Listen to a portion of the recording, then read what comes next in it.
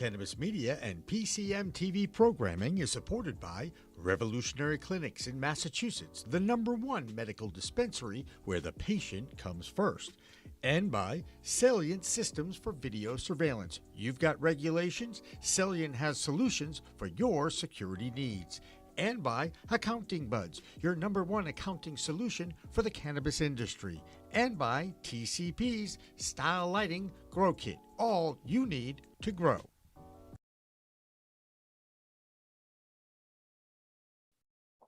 Welcome again. Another live edition of Green Rush Live, our regular Friday afternoon talk show on the business of cannabis or the cannabis business, depending on which way you want those words to be distributed or seen. I'm Jimmy Young, the founder of Pro Cannabis Media. So happy to bring in an old guest host, a regular on this show, David Rabinovich. Welcome back to Green Rush Live.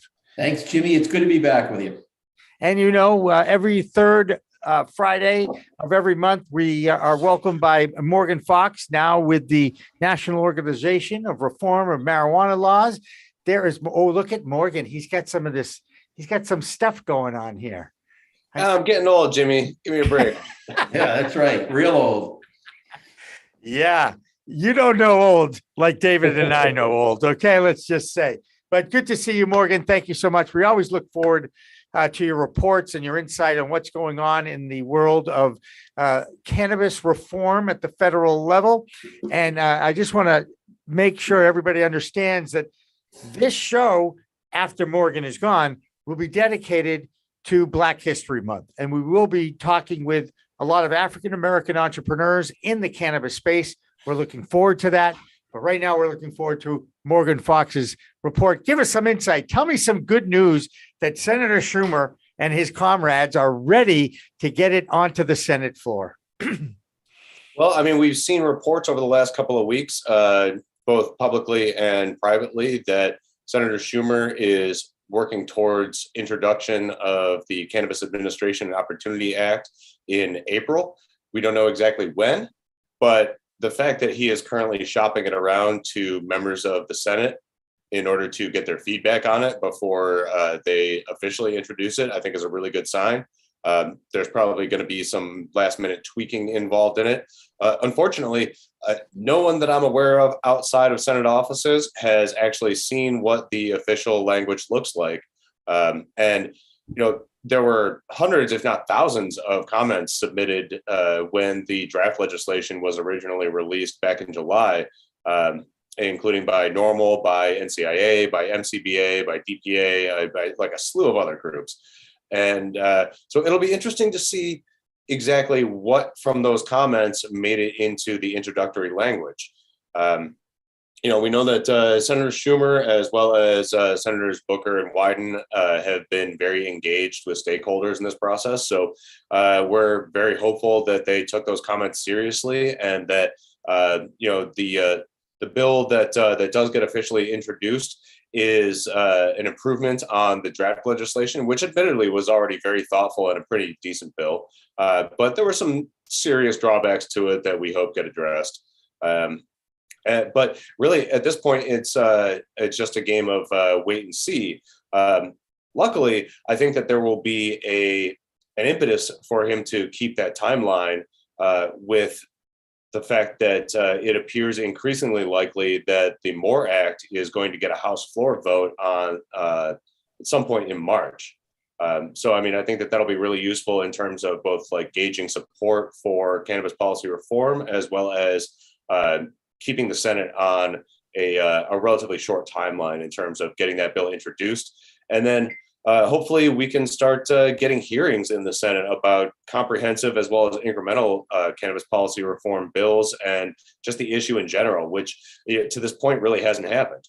You know, there have been like a couple of small hearings here and there several years ago related to banking, but honestly, they were kind of hijacked by the opposition. So really hopeful that we're going to be able to foster a serious discussion about how to move forward with cannabis policy in this Congress, as well as in future Congresses at some point in the next few months. And hopefully before people start hitting the campaign trail. Morgan, how much of the timing do you think is influenced by the fact that Nancy Mace introduced her bill recently? Well, it certainly added to the momentum. I'm not sure if that was a deciding factor on any of the timing. Senator Schumer has been eager to introduce this bill for a while, but sometimes it takes time to balance all of the various interests and to be able to get all the stakeholders involved, as well as the fact that there are a lot of other issues going on dominating Congress's time. So, I think that the Mace bill is, the State Reform Act is really important in that it shows that there's Republican support for this, but also that the floor for where these bills are is rising. We in the past, we've seen Republican-led bills that primarily focus on not even including descheduling, but just on providing a carve-out for states to be able to do what they want. And now we're looking at Nancy Mace's bill, and it not only includes descheduling, but also includes very low tax rates and expungement measures. These are things that we probably wouldn't have seen a couple of years ago. So I think this is indicative of the fact that the Overton window on this issue is shifting, and what we can ask for and what we can expect is moving farther and farther closer to actually what we want. And let me ask that question about what do we really want? And here's the big question. A lot of people we talk to about this are not confident that the federal government can come up with a regulatory agency that focuses just on cannabis or works with the Alcohol Beverage Commission to oversee it. There's not a lot of confidence with any federal run organization. Is this the time to try and do that? Or can we go after just decriminalization and banking and hopefully some expungement somewhere? Well, if we're talking about a comprehensive descheduling bill, I think it's absolutely vital that we include a federal regulatory structure at least. Because if we don't, then it's pretty much up for grabs for federal agencies, and it could end up being something that nobody wants. So if we actually include it in the legislation, I think that will at least provide us with a path forward. But conversely, I think that it's also important that any sort of federal regulations give a lot of leeway and credence to the states that have been pioneers in this issue. Clearly there is a need for some sort of overarching federal structure. How intrusive that is with what states are doing, I think is up for debate. There are certainly some issues where the federal government will probably need to step in and others where it won't. But overall, we're going to need to have some sort of a structure, and including it in the legislation that actually deschedules cannabis avoids a ton of problems. Regulations. Well, we certainly welcome that. You mentioned that the MORE Act might be getting back onto the House floor. Wasn't Kamala Harris involved with that? Vice President Harris, when she was a senator, was the lead sponsor of the MORE Act in the Senate. Right. Now Who is? The Senate game is entirely CAOA, or the expectation of it. Got it. And if the MORE Act does get introduced in the House and happens to pass, does that put more pressure on the Senate, or does it have them dig their heels in even more? I think it absolutely helps build momentum for it in the Senate. Just to clarify, the MORE Act of 2021 absolutely has been introduced in the current Congress and currently has 106 official co-sponsors. And I just learned today we're getting 2 more. So we're getting closer and closer to beating the 120 co-sponsor mark that we had last time when this was successfully voted upon in December of 2020. But I think that if nothing else, passage of this bill shows solid support for ending cannabis prohibition in the House and helps speed along the timeline in the Senate and raise the priority level of the issue. Not to mention that it allows a room for debate to talk about which portions of which bill do we want to include in something that is going to be a bicameral legislation that eventually passes. Will something like that pass this year? I'm fairly doubtful, but anything's possible. But also, I think that it keeps the momentum alive and keeps the conversation alive in a way that allows us to start looking at alternatives to passing, or basically alternatives to not having anything passed this year, where we can start talking about beefing up the Safe Banking Act to include more social equity protections and more protections against predatory lending and discriminatory banking practices. It allows for more conversations about introduction in the Senate of the HOPE Act and possibly pairing that with the Safe Banking Act. Basically, it just makes the conversation much more front of mind, and also reminds voters that this is an issue that is probably closer to being addressed than almost any other social or political or criminal justice issue that is out there. And if either Democrats or Republicans or both are interested in actually doing anything for the American people, this is low-hanging fruit. Right. That seems to be a term that you lobbyists tend to use. Your former comrade, Michael Correa, used to say that about the Safe Banking Act. And of course, it did pass 6 times, but it certainly hasn't gone anywhere in the Senate. Let me ask you, is there a normal tote board? So every time you get another senator, you like chalk it up, there's like another X, and, you're trying to get to a majority, obviously, of co-sponsors. But let me ask a question about government more than anything else. If you aren't a co-sponsor on a bill, does that mean that you're still iffy on it? And are those the targets for your discussions more than anything else? No, there are plenty of people that voted in favor of the MORE Act in 2020 that were not co-sponsors of it at that time, and that currently aren't co-sponsors of it. We're hoping to change their minds to add additional support.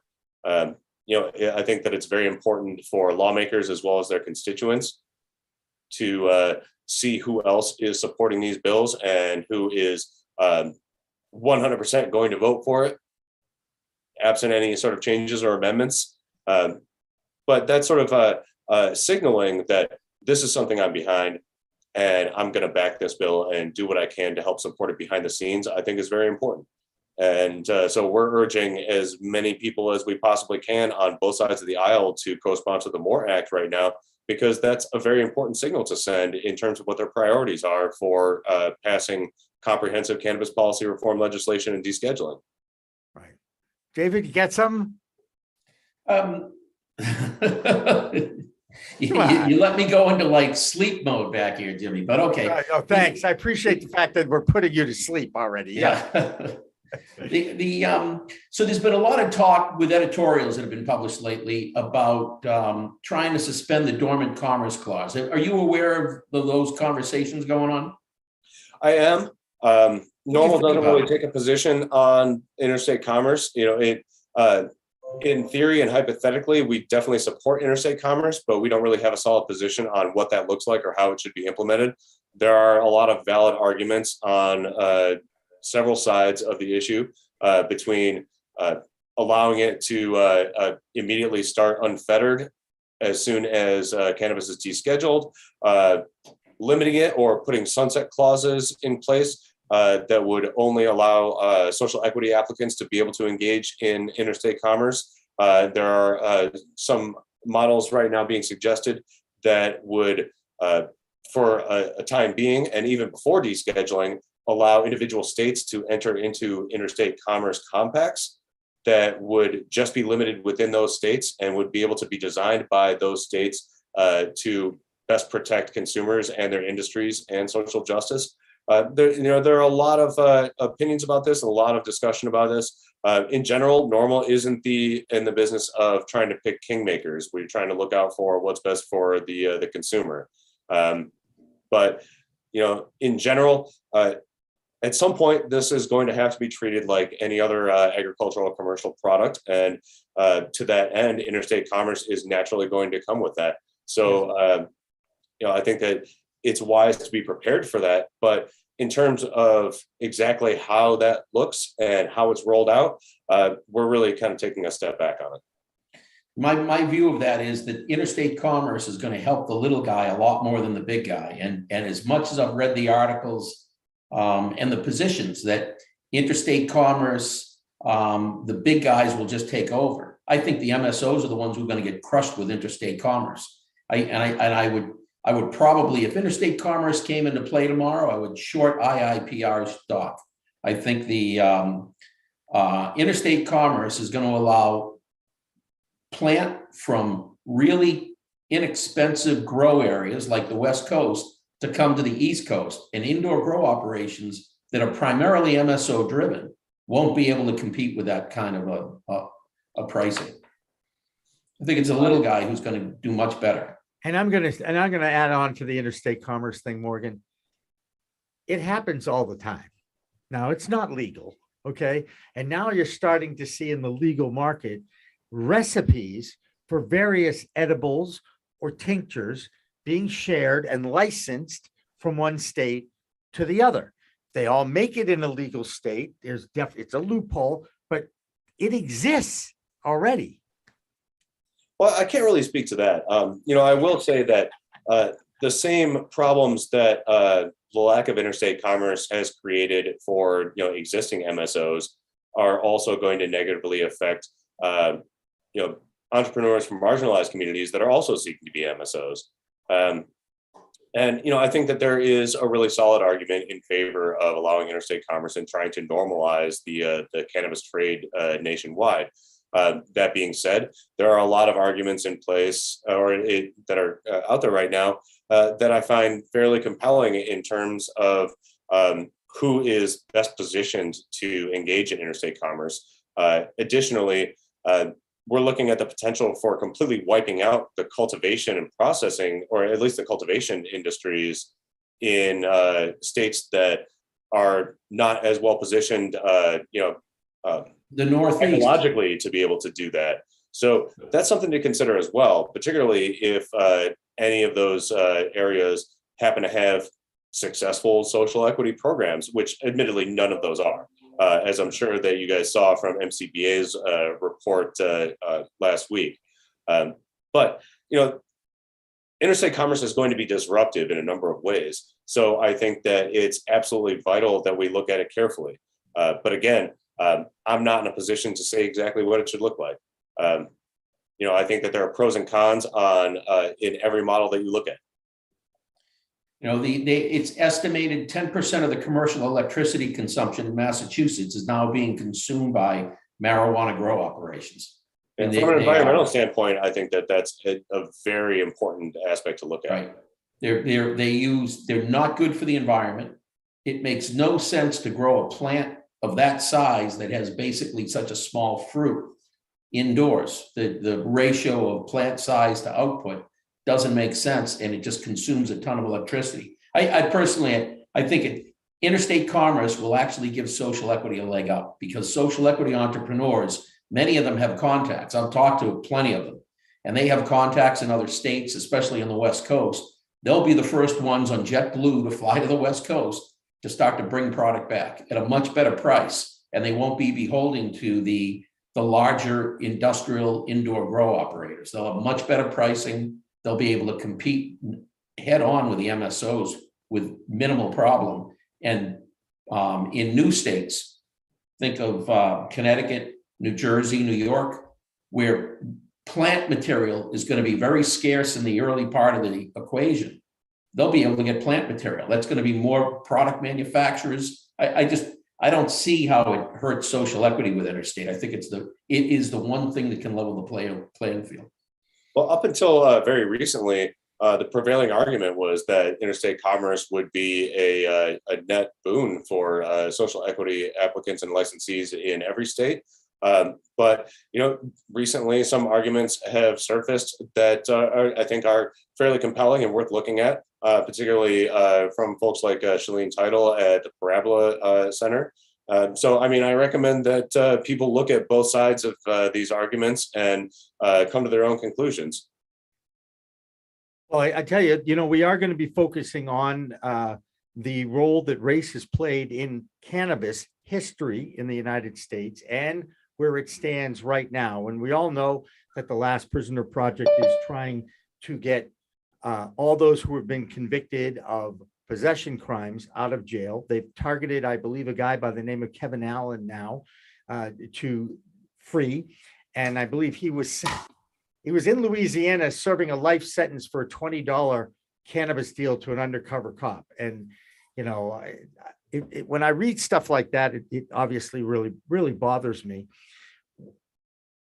How do we undo? Are we doing enough to undo the wrongs of how the failed war on drugs has happened here, and how Black people are 3.5 more times liable to get arrested for possession crimes?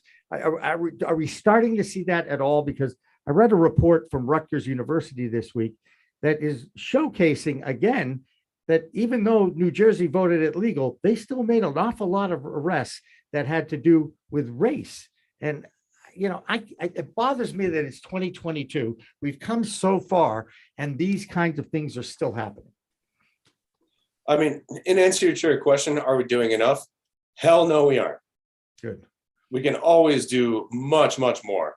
Talking about arrest rates, you know, I think it's important to point out that post legalization at the state level, a lot of times racial disparities in arrest persist for whatever violations are still on the books and able to be charged, particularly because some of the federal issues that are involved, particularly because of public consumption laws that are in place. But you do have to look at the fact that the overall number of arrests dropped significantly in these states. So we're talking about real people who are no longer being arrested. The disparities still exist, and those are problems that are systemic in policing, not just in cannabis issues. And in the NFL too. I'm going to throw that in there, okay, because of what happened with Brian Flores. Okay, we know that racism exists in this country. Sometimes it's as blatant as it is with the example of the NFL, and sometimes it's an example of arrest records of Black people versus white people, even though both races use it the same percentage. I mean, and I think it goes beyond just the negative justice issues. You know, clearly, just stopping arrests or decreasing arrests is not enough.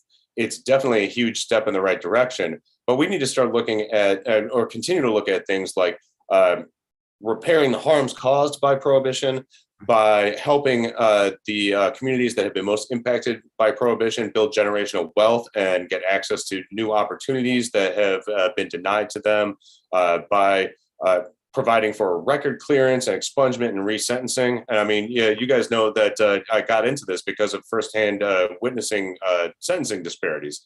So, I mean, these are things that we have to address, not just decreasing the number of arrests. However, at the same time, does the guy that's about to do 5 years in Angola for a joint really give a crap if there's a community center built in his neighborhood off of cannabis tax revenue? So we really have to balance these things between, you know, the fact that we clearly have to move more from a negative justice to a positive justice paradigm when we're looking at cannabis policy reform. And, you know, a lot of times that will take a while. That will take longer than if it would just be, you know, simple decriminalization or depenalization or removing the possibility of arrest. But we do need to pursue that and pursue reparative justice when it comes to the drug war and particularly cannabis prohibition. But as long as we're doing that, we do need to be honest with ourselves that the delays that come with being able to get those gains that help everybody and help the historical injustices that have occurred because of prohibition sometimes result in more people getting arrested. And these are real people who are dealing with the real collateral consequences of that. So, you know, I think it's something that we have to think about and be honest about, not necessarily to eschew those decisions, but, you know, it's necessary to be honest with ourselves about it because there are consequences to our actions when it comes to advocacy, whichever way you go. Right. Absolutely. Hey, always a good discussion with you, Morgan Fox. You know, we talk about a lot of different issues. You got opinions on a lot of them, and you give us some insight on really what goes on in the trenches in the federal government. And we have a lot of respect for those who are fighting for this policy change, like yourself. So again, third Friday of every month is always going to be reserved for you. You'll always have a place here. And I thank you for coming on. Thanks for having me, guys. Always a pleasure. All right, there goes Morgan Fox Thanks, now Morgan. of NORML. And we're going to take our 420 break, listen to Jonathan Edwards. When we come back, we will continue our discussion about that racial disparity in our country when it comes to cannabis, and also some success stories about people who have entered into the business and are viable and successful. So don't go away. Green Rush Live continues after this.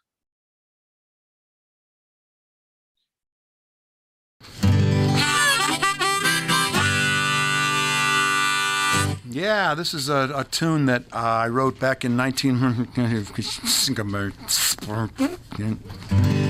I've forgotten.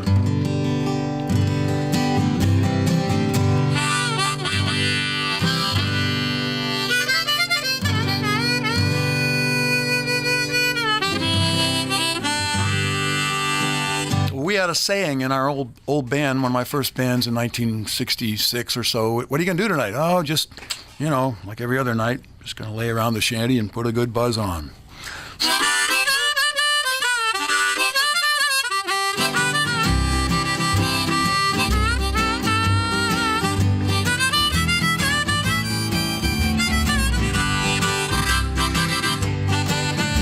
Gonna sit down in the kitchen, fix me something good to eat. Make my head a little high, make the whole day complete. Gonna lay around the shanty, oh mama, and put a good buzz on. Pass it to me, baby, pass it to me slow. We'll take time out to smile a little before you let her go. We're gonna lay around the shanty, oh mama, and put a good buzz on.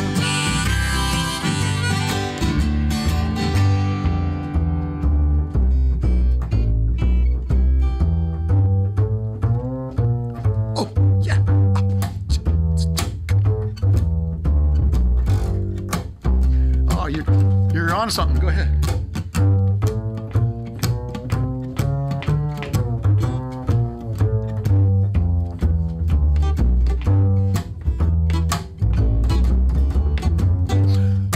Rick Brodsky, everybody.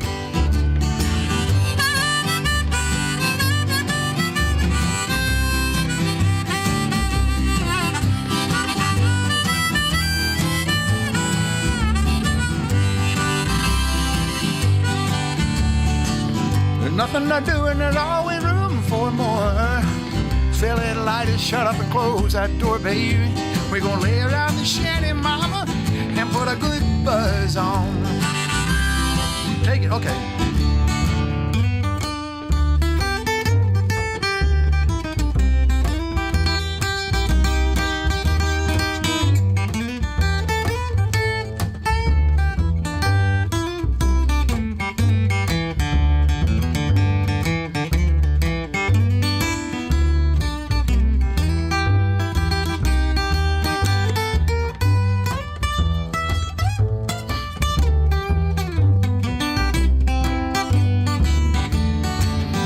Prohibition never works, it's time to realize it. It grows in my backyard, it's time to legalize it.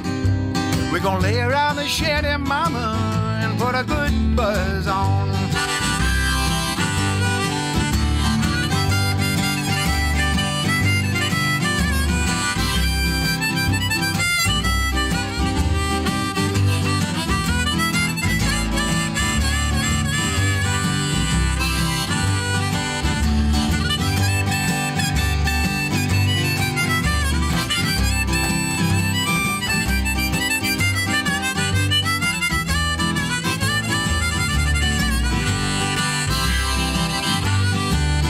I'm gonna sit down in my rented car. I'm gonna jam it into drive. Gonna head on out and play at WSCA with Sean. I'm glad I'm alive. We're gonna lay around the shanty, mama, and put a good buzz on. Every night and day, we're gonna lay around the shanty, mama, and put a good buzz on.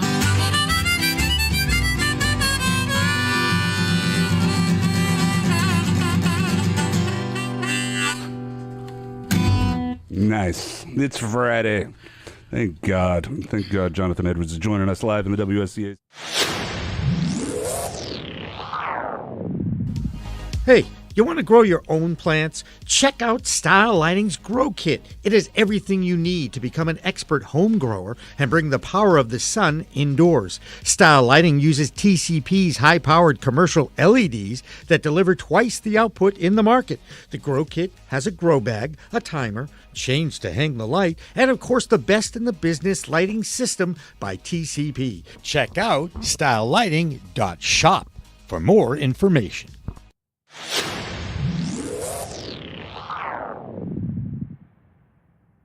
Every 37 seconds, someone is arrested for possession of marijuana. Since 2010, state and local police have arrested an estimated 7.3 million Americans for violating marijuana laws, over half of all drug arrests.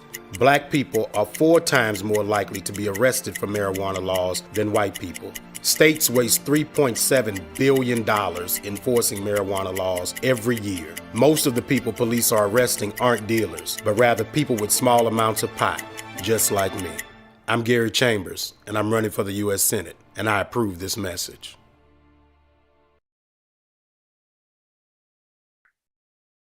Welcome back to the second half hour of Green Rush Live here on a Friday afternoon. We do this Business of Cannabis talk show every Friday. We do it live. I'm Jimmy Young from Pro Cannabis Media, and I'm really happy to bring back a co-host and a guest host and a friend, David Rabinovitz. David, that was a good interview we did with Morgan Fox, wasn't it? That was fun. Very good. All right. I knew I wasn't going beyond that with you. Now let's introduce the other people that we're going to have on with us this half hour, because I think we've done a pretty good job of bringing in some different takes on the challenges in front of the Black community when it comes to getting into the cannabis business or getting projects off the ground. Jill Goldsberry, I consider Jill a friend. Jill, I hope you consider me a friend. She's a media relations specialist, but Jill, tell us a little bit about you and your career. Oh, Jill, we can't hear you. Oh, no, Jill, you got to unmute there's a little doohickey in the bottom left. Oh. It's called an icon, I think. Here we go. Yes, I thought I had unmuted myself. Okay. Hi, everyone. Yes, of course, I consider you a friend. My name is Jill Goldsberry. I am a media relations specialist, and I have been doing that for about 15 years. I run a consultancy. Can you hear me okay? Yep. Okay. I run a consultancy, and I work with various different types of agencies in the media relations field and different types of projects, cannabis being one of the industries that I've been working in, and more in the terms of experiential events in cannabis and cannabis entrepreneurs. So that's what I do in the cannabis industry and in media. So yeah, and besides that, I also work in the media field as a writer, contributing writer. Fantastic. And that's me. That's great. And, I actually like the fact that you're going to hear about this story that Bobby has about his project in the Congo and his background. He was a Marine, but tell us more, Bobby French. Welcome to the show, and tell us about the project you're involved with. Go ahead. Thank you very much. Myself and Joan Manna here, we started a project called Let's Grow Congo. It's actually now extended to Congo and Zimbabwe, where we will be taking with the locals and helping them process and use their cannabis growth, their cannabis on their land to turn for profit, and also the hemp to basically use the hemp product biomass to supply the locals with pretty much anything and everything that hemp can replace, which is all 7,000 biomass products. We're going to go about this first in Zimbabwe and then in the Congo, and spread it out throughout the region of Africa to empower the people with the product that the land provides for them. Very, very well said. And Joan, what's your role in this? Thank you, Jimmy. It's strange because when I met Bobby, I'll tell you a little story. When I met Bobby, we used to do a business forum where we bring people from Africa, investors, people looking for investors, and we bring investors and then put them together. So Bobby came into this show and he started talking about growing cannabis in Africa. So he did that. And at some point I was like, I have a question, like, young man, I have a question for you. And he was like, yeah, go ahead. And I was like, we don't do cannabis in Africa. So what are your plans? What do you want to do? You know, like we consider anybody who is doing cannabis in Africa, like the way we see it in Africa is different. So Bobby was like, okay, we need to talk about this. After that, we had a 2-hour conversation and it was very rich. Like, you know, he enlightened me. My background, I'm a business development manager. Now I do a lot of more of Scrum, but I'm a business development manager. I travel to these countries, I meet all the leaders, I talk to these people, but cannabis was really never anything we talked about. So when I learned from him, I was like, oh, wow, this is rich, you know, and we started working on it. We've been talking to these people. They're pretty excited. I was shocked at how much they are doing cannabis already. I was really shocked, you know, and they're very interested in the project and welcoming it. Thank you. Hey, Bobby, I want the people to understand that you're building a huge grow, an outdoor grow in Africa, right? How big was that? You told me yesterday. We were looking at anywhere to access more than 100,000 hectares of land. Which is bigger than acres. Wow. That's what you explained to me, right? Yes, sir. But our first phase, we're going to be only using a very small portion to not oversaturate, not overgrow. What happens to a lot of companies in Africa, they get in there, the land itself just overwhelms them. It's so much vast land, and you can really get in over your head. So we've been working with a group of other African scientists and people such like Joan that have some familiarity with the area, so we don't come in bombing and are, you know, and come in with the idea of that's a lot of land, that's an ecosystem, you know.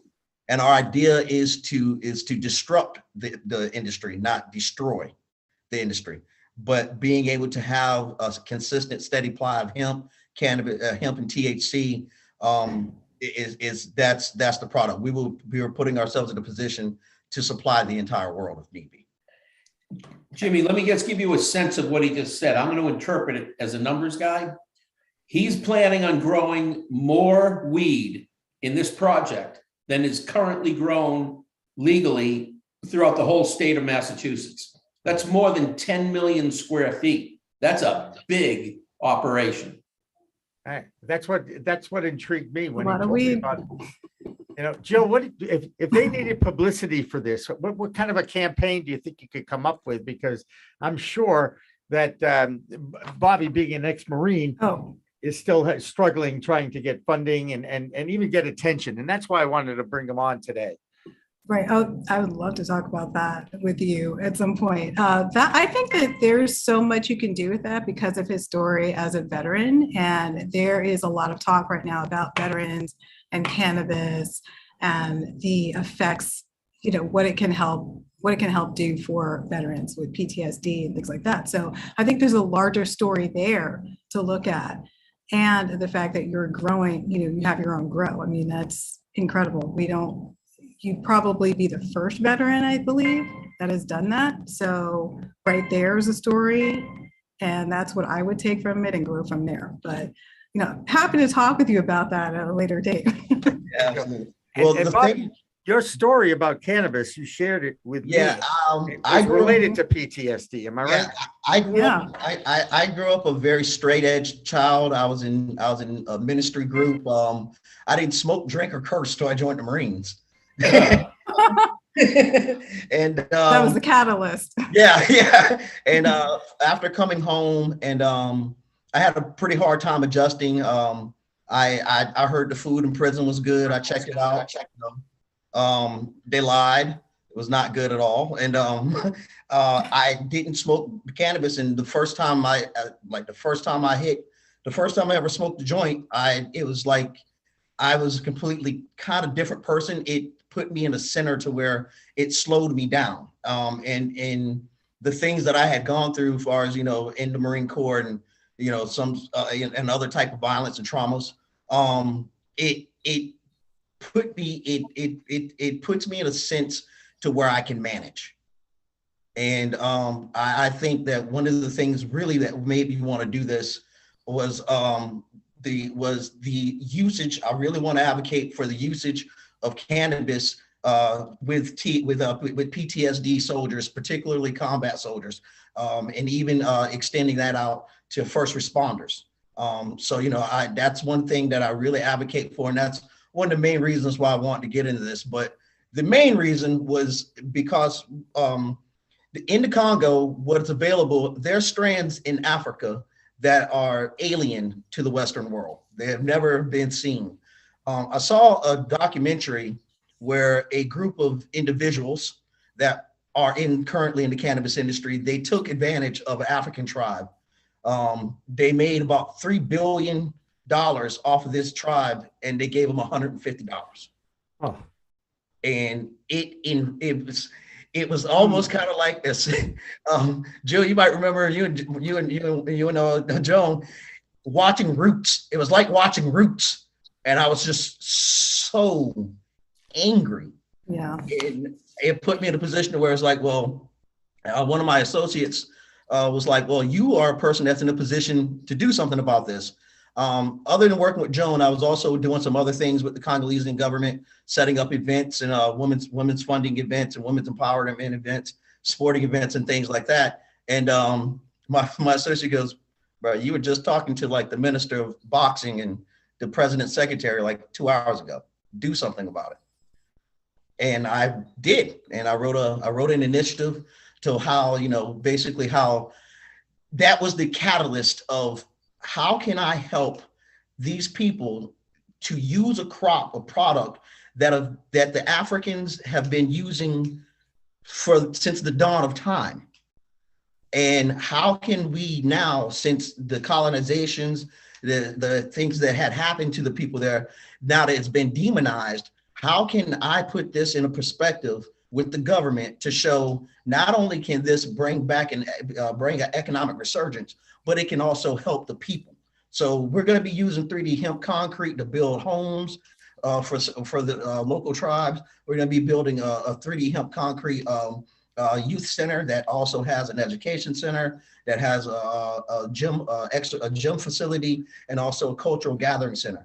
And we look to do that and replicate the system in different African countries around Africa totally, but starting in Zimbabwe and the Congo. Well, and Joan, I'm going to come to you because I'd like to hear, you said, you know, cannabis isn't out there in Africa, but I can tell you that in the 70s, I was able to sample some black Moroccan hash that is still the best hash I've ever smoked. So there must be some legacy and some history of cannabis usage and distribution somehow in other countries, whether I know that we're strictly talking about the Congo here. What it's like, what are the cannabis laws in Africa and different nations, and are there any friendly nations to cannabis? I've heard that Kenya is one of the next nations to start working with cannabis, and I heard this a few years ago. So I don't know if Bobby, if you've thought about Kenya or talked to anyone there. Well, Joan can speak more to it culturally, but far as economically, right now there's only 6 or 7 other countries in Africa that are doing anything with cannabis. And we happen to be with the DRC program. We will be actually on the front line of assisting the country set up its cannabis mandates and laws. In Zimbabwe, it's 100% legal.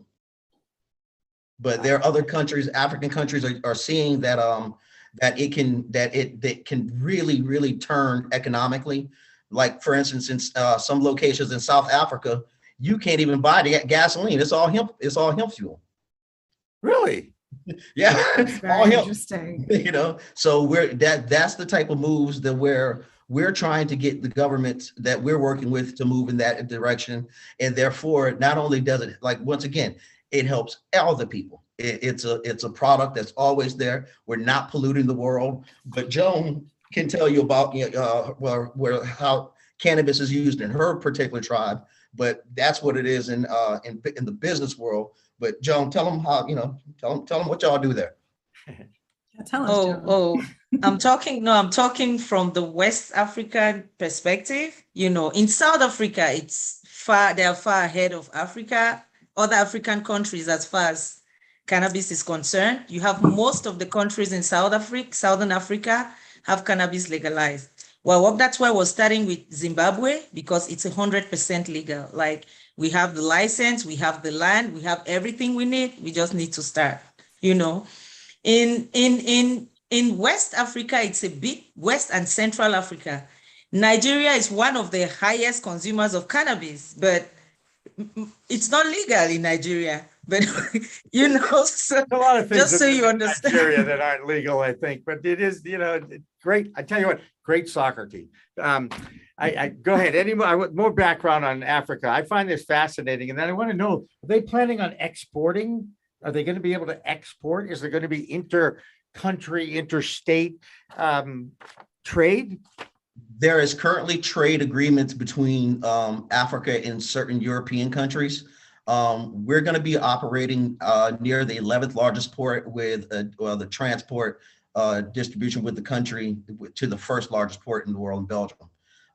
We are not interested at all in bringing any product to the United States, but you know, it's just not something that we're looking to do. As far as other African countries, the trade agreements vary, but it's not looking like something that's going to happen in the near future. Yeah. Hey, Jill, I want to get back to you and get you back into this conversation a little bit about the disparities in arrest rates for Black people in this country. It's appalling in many, many ways. Have you got any stories, or you have any anecdotal evidence? You know, the Rutgers report that came out this week about the still ongoing, maybe not in the last few months, but arrests of Black people in New Jersey, far more than the population, because white people and Black people use it the same. I think you're in New Jersey, aren't you? I am in New Jersey. I think that's really bizarre how that's happened. Wait, can you hear me? Yep, we hear you. Okay, I'm having some You're having some Yeah, Wi-Fi issues, but yes. fine. Not So the Wi-Fi, don't but worry the, so much about the feed. As long as we can hear Yeah. you and we see your pretty face every once in a while, I'm happy with that. I think our audience can be too. Well, no, I think it's very strange how that happens, because there is a lot of weed and cannabis consumption in the state. I mean, as it is right now, Black people are 3 times more likely to be arrested for it. And it's legal here now. We have it, it's legal recreationally and medicinally. Recreationally, it'll be, you know, it's taking a while. They're doing everything they need to do, but yeah, we'll see what happens. We'll see what happens when it's completely legal. I'm curious to see what happens then. Will the arrest rates change? Will the percentages go up? Will they go down? I don't know. I really don't know. But there are dispensaries opening up left and right here. That Well, you know, it's funny, Jim, that you know you talk about this on Black History Month, and I was always a hit person that loved history, but when I got into this industry, I actually started researching the history of cannabis in the United States. Fun fact, cannabis was pretty much not even messed with until right about the 1920s, with the influence of jazz in the Harlem nightclubs, and also with the influence of jazz in the Harlem nightclubs, and then finding out in I believe University of Mississippi was the first university to have any type of cannabis experiments. So, and that started in the late 1920s.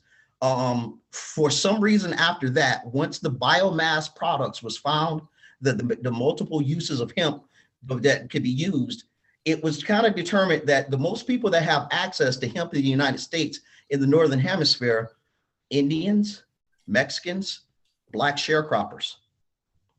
Oh, I can see that. Black sharecroppers, yes. Yeah. And so what they Definitely see did was, that.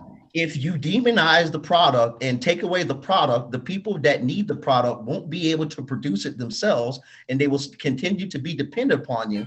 And you give harsh penalties for anyone caught using the product without your say or with. So that's basically the cannabis laws in the United States were actually shaped furthermore to be a tool to be used against Black and brown individuals. Yeah, it's very strategic. I mean, because there's so many farmers sharecroppers in the South that had their land. They could grow their own plants. They weren't able to go to, maybe not afford to go to the doctor. So they're growing their own herbs, weeds, everything. Right. And my grandmother, we still have land there, and I was thinking about the same thing, what you're talking about, why not start a little farm?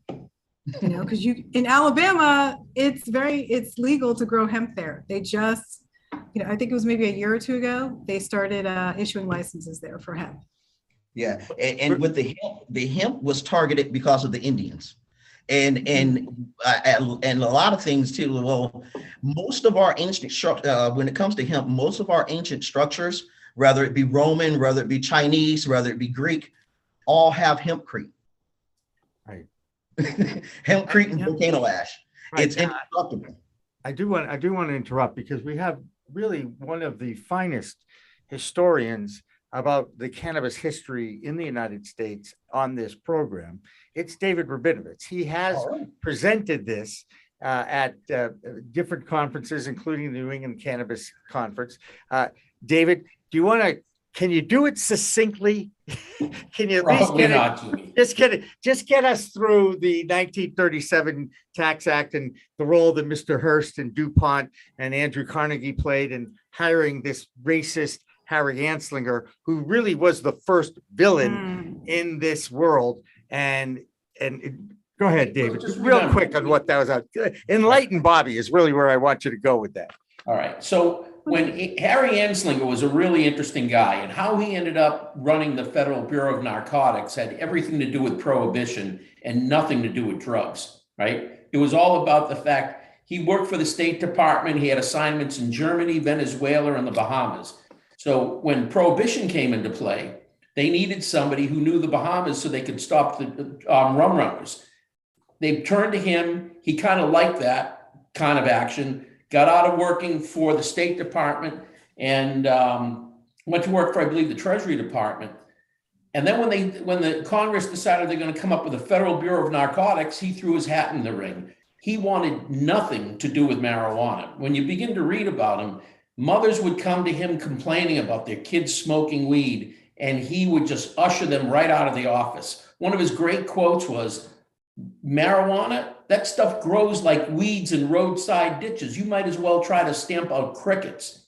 It wasn't until the end of Prohibition, when the country had a tenor like it has today, they're tired of the government telling them what they can and can't do. Prohibition was on the way out the door, and they were tightening the belts because of the Great Depression. And one of the things they began to look at is the Federal Bureau of Narcotics. Do we really need it? And that's when all of a sudden Anslinger jumped on the train of, there is a new scourge that's destroying the vitals of America, and it's called marijuana. He did this whole thing to save his job. I don't believe he started out as anti-weed. He just wanted to keep that job, and weed became the way that he kept the Federal Bureau of Narcotics afloat. And then he began to demonize it. And one of the problems they had was cannabis was readily accepted throughout the medical community. If you look from 1850 to the early 1900s, cannabis was the primary therapeutic agent, according to U.S. Pharmacopoeia, for over 100 illnesses. So when they decided to make it illegal, they called on the AMA, and the AMA looked at everybody like, are you nuts? There's nothing wrong with this. It's not what you're talking about. So that's when Anslinger came up with, it was the gateway drug. That started back in the 1930s, and it was to get the Marijuana Tax Act in place, because then that would give him teeth to he would save the Federal Bureau of Narcotics and allow him to go after a new demon, which was marijuana. Right, and Cab Calloway definitely helped him with the Reefer Man song. Right, and he chased around Billie Holiday for a while, which helped his career. Yes, yeah. Which was, that really made his career. When those musicians evolved, though, by that time, it was banned. It went underground, the legacy growers. And David has how many federal government task force had been made since 1937 that the federal government, they kept coming back with saying, there's really nothing wrong with this. And that isn't what the leaders of our government wanted to hear, right, David? Well, yeah. Well, so you go back, you've got the Brits did a study back in the 1890s, the most exhaustive study because they got soldiers in India. And when you go to another country, you pick up the local habit. So they're smoking weed, they're smoking hash. And now they're worried about the impact. So they have a huge hemp study they do. And when it's all done, 7 or 8 volumes, they conclude much to do about nothing. We got into a beef with Colombia over trying to put in the Panama Canal. Colombians first, they said yes, then they said no. So we turned to Panama, which was part of, I believe, Colombia at the time. And we said to them, if you want to have your independence, we'll back you with our military. We'll give you like $10 million. We'll even pay you an annual fee. All you have to do is give us a swath of land with about 10 miles. And I forget if it was 10 miles on either side or 10 miles wide so they could put in the Panama Canal. So now we got soldiers that are stationed down there while the canal's going in, and the Army gets nervous. So in 1925, the Army does a study. And when it's all done, the US Army study comes back and says, much to do about nothing, forget about it, right? The 1940s, Mayor LaGuardia in New York does a study, huge study, very comprehensive. And when it's all done, much to do about nothing, forget about it. Harry Anslinger came down on LaGuardia hard and said, if anybody does any more research without the permission of the feds, you're going to be in a lot of trouble. It wasn't until Timothy Leary gets caught with a joint coming back from Mexico that everything got tipped upside down. So you got a very well-educated white guy from Harvard, a trained psychologist, who's got the money to keep running this thing up the appellate level because he was found guilty, lost at the appellate level, brought it up to the Supreme Court in May of 1969. The Supreme Court unanimously ruled the 1930 Tax Act was unconstitutional and weed became legal. Then Nixon responded with the Comprehensive Drug Abuse Act, which made it very illegal. But weed was only put on Schedule I temporarily until they could figure out where it should be. So they bring in race. Oh, good. It looks like you're going to say something, Bobby. Well, when I hear you talk about it, and I'm just thinking, what needs to happen is more Black and brown representation in the United States for owners and cannabis license. Sure. Like, and then also certain things to where if you are a felon in the United States, you can't invest in a cannabis law business. Or ridiculous. It's super, it make it super difficult. Absolutely ridiculous. And so, and my thing where I've had people tell me is like, wow, you've sidestepped the entire, because being an African-American in the United States and a former felon owning a cannabis business that's set to be one of the largest in the world, not in America. Right. But in the United States, there needs to be more, representation in the cannabis industry and more work to achieve forward mobility. Well, if the Senate would actually reflect what the rest of the country looks like, okay, that might be a really big step. Okay. Well, see, though, the biggest gangster though was John Boehner.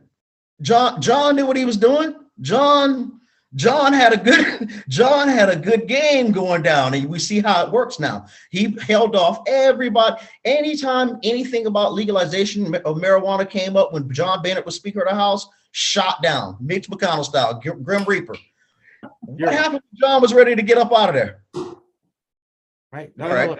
And now he's on the board of Acreage Holdings. We all know that story. Yeah. It has come around. Yep, and his product is one of his products is in every single dispensary in the nation. That's not fair. I agree. Yeah. Definitely. But that could be a show unto its own, talking about social equity, because right, and social equity sounds good. It doesn't work the way it's constructed. You're taking people who have been harmed by the war on drugs, generally don't have a lot of capital, and then putting them into a business that takes a tremendous amount of capital And then when the people with capital come in, they marginalize the social equity folks. I mean, Right. I live in that world, so I And see it. that's why I was really hoping that Miss James would be on and want to hear her discussion about it and have these fine, amazing, powerful Black queens and hear how, you know, I wanted them to hear. I wanted Miss James to kind of to speak about how her struggle was being the only African American woman in the nation.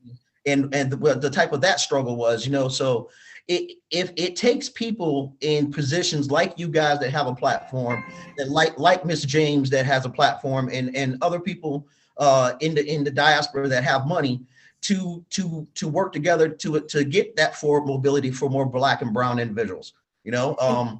Yeah, you're right. And you know, I would like to add to your point, Bobby, about Black individuals that do have money, these celebrities, tastemakers that are investing in the industry. I would like to see them invest in the industry so that they can provide a vehicle for people like yourself or people who have been incarcerated to be able to move into that next step of ownership.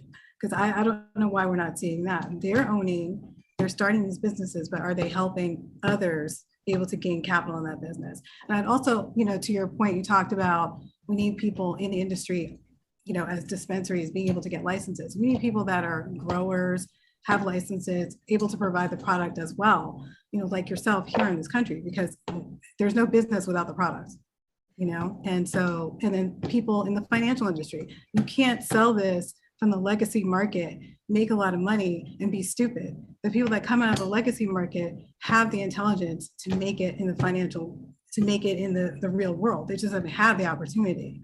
So right. I'd like to see more of that. Right. And like in certain opportunities to where I was reading something about a particular grower, they gave a white woman $20 million to grow weed in Jamaica. I bet that pissed the Rastafarians off. Right. Wow. Right. Like, Yeah. What? Interesting. Like you gave a white woman $20 million to grow marijuana. It's all about the money, guys, and access to capital, and it's systematic racist policies that have been in existence here for decades, if not centuries. You know, and the white people just don't want to accept that right now. And I'm telling you, the NFL, sports reflects society. And what happened in the NFL this year in the offseason, and it would cause Brian Flores, who got fired by the Miami Dolphins, to sue the league, is just an indication of how deep it is. I mean, even better than that, they were going to give, what's this dude's name? Josh McNown. No, the one dude that was the quarterback. He's the offensive coordinator, was the offensive coordinator. No, not this dude. Josh the one. McDaniels is who we're talking about. I'm talking about Josh McNown, the old quarterback. Oh, they were going to give this guy a head coaching interview. He only threw about 5 passes when he was a player. Well, look what they did. Look what happened with Colin Kaepernick. Look, one thing I have to do, Bobby, is kind of stop it here, because once I get going on sports, your cousin Dan French, who really controls the audio, he will shut me off. He wants it to be. We'll have to come back at another time. Have me on. We'll talk about some sports stuff from Canada. There you go. I told you, we'll do an In the Weeds with sports you. And Cannabis. It'll go on for hours. Anyway, Jill, great to see you. Thank you so much for joining us. Joan, really interesting to hear about what is going on in the continent of Africa here in the cannabis space. And Bobby, we wish you the best of luck in your venture, and please keep in touch. All right. Absolutely. Thank you, guys. Thank you very much. All right. We're going to take our 5 o'clock break. Right, I'm looking forward to hearing from you. You will. Just no problem. Like, share, and subscribe. That's what we say all the time. And we will be talking with Ed DeVeaux from New Jersey coming up next on Green Rush Live. Don't go away.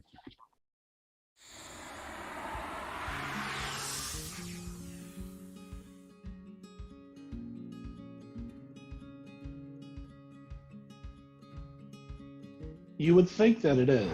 However, there's quite a bit of debate right now in the accounting industry when it relates to cannabis with this exact question.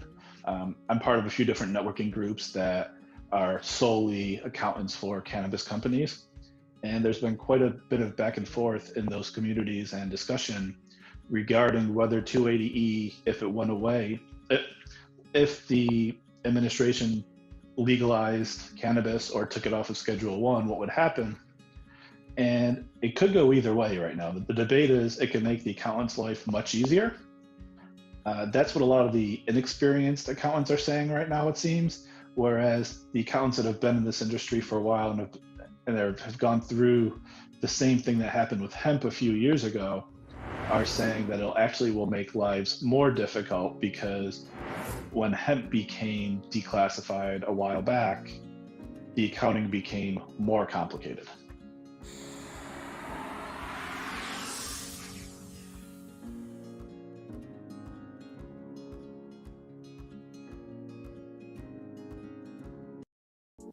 Pro Cannabis Media and PCM TV programming is supported by Revolutionary Clinics in Massachusetts, the #1 medical dispensary where the patient comes first, and by Salient Systems for Video Surveillance. You've got regulations, Salient has solutions for your security needs. And by Accounting Buds, your #1 accounting solution for the cannabis industry. And by TCP's Style Lighting Grow Kit, all you need to grow.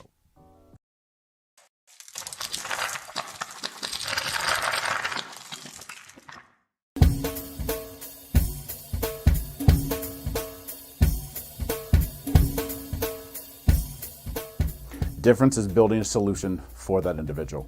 Not just a custom, here's a box, here's a video, here's how you make your VMS. We custom design and custom build every situation for exactly what the customer needs. And we keep the costs low. We have multiple tiers, as far as what you're looking at on the cost side of things. If you want a one-time, where you just pay one initial cost, we have that. If you want to maintain your system and have the highest protection and highest capabilities and highest upgrades at all times, we have different plans for you. But we scale it so it's scalable and affordable 100%.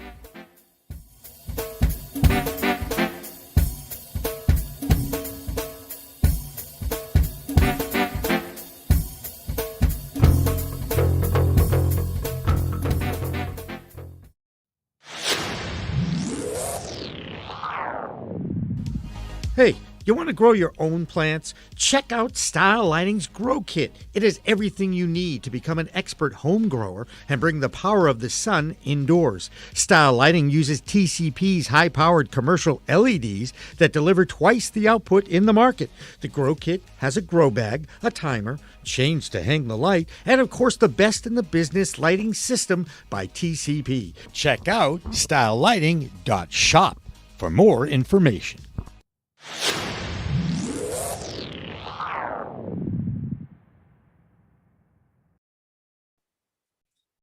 And welcome back to another half hour of Green Rush Live, our regular cannabis business talk show on Pro Cannabis Media. And remember to like, share, and subscribe, not just to the Green Rush Live. Check them out as a podcast, but also everywhere we are on YouTube. And anytime we need as many likes, shares, and subscribers as possible. I know I'm supposed to do more and more of this, so this is why I've decided to do that.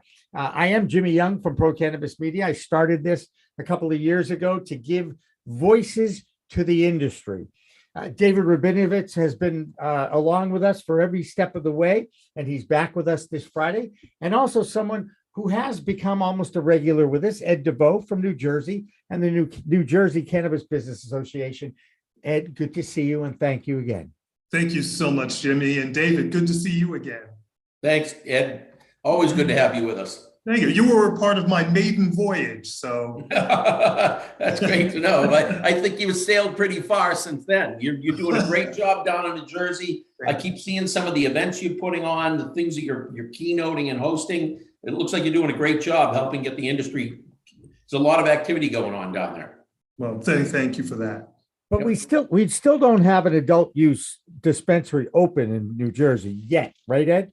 That's right. It's so funny, Jimmy, when people ask, when, look, I somewhat jokingly say yesterday, all right?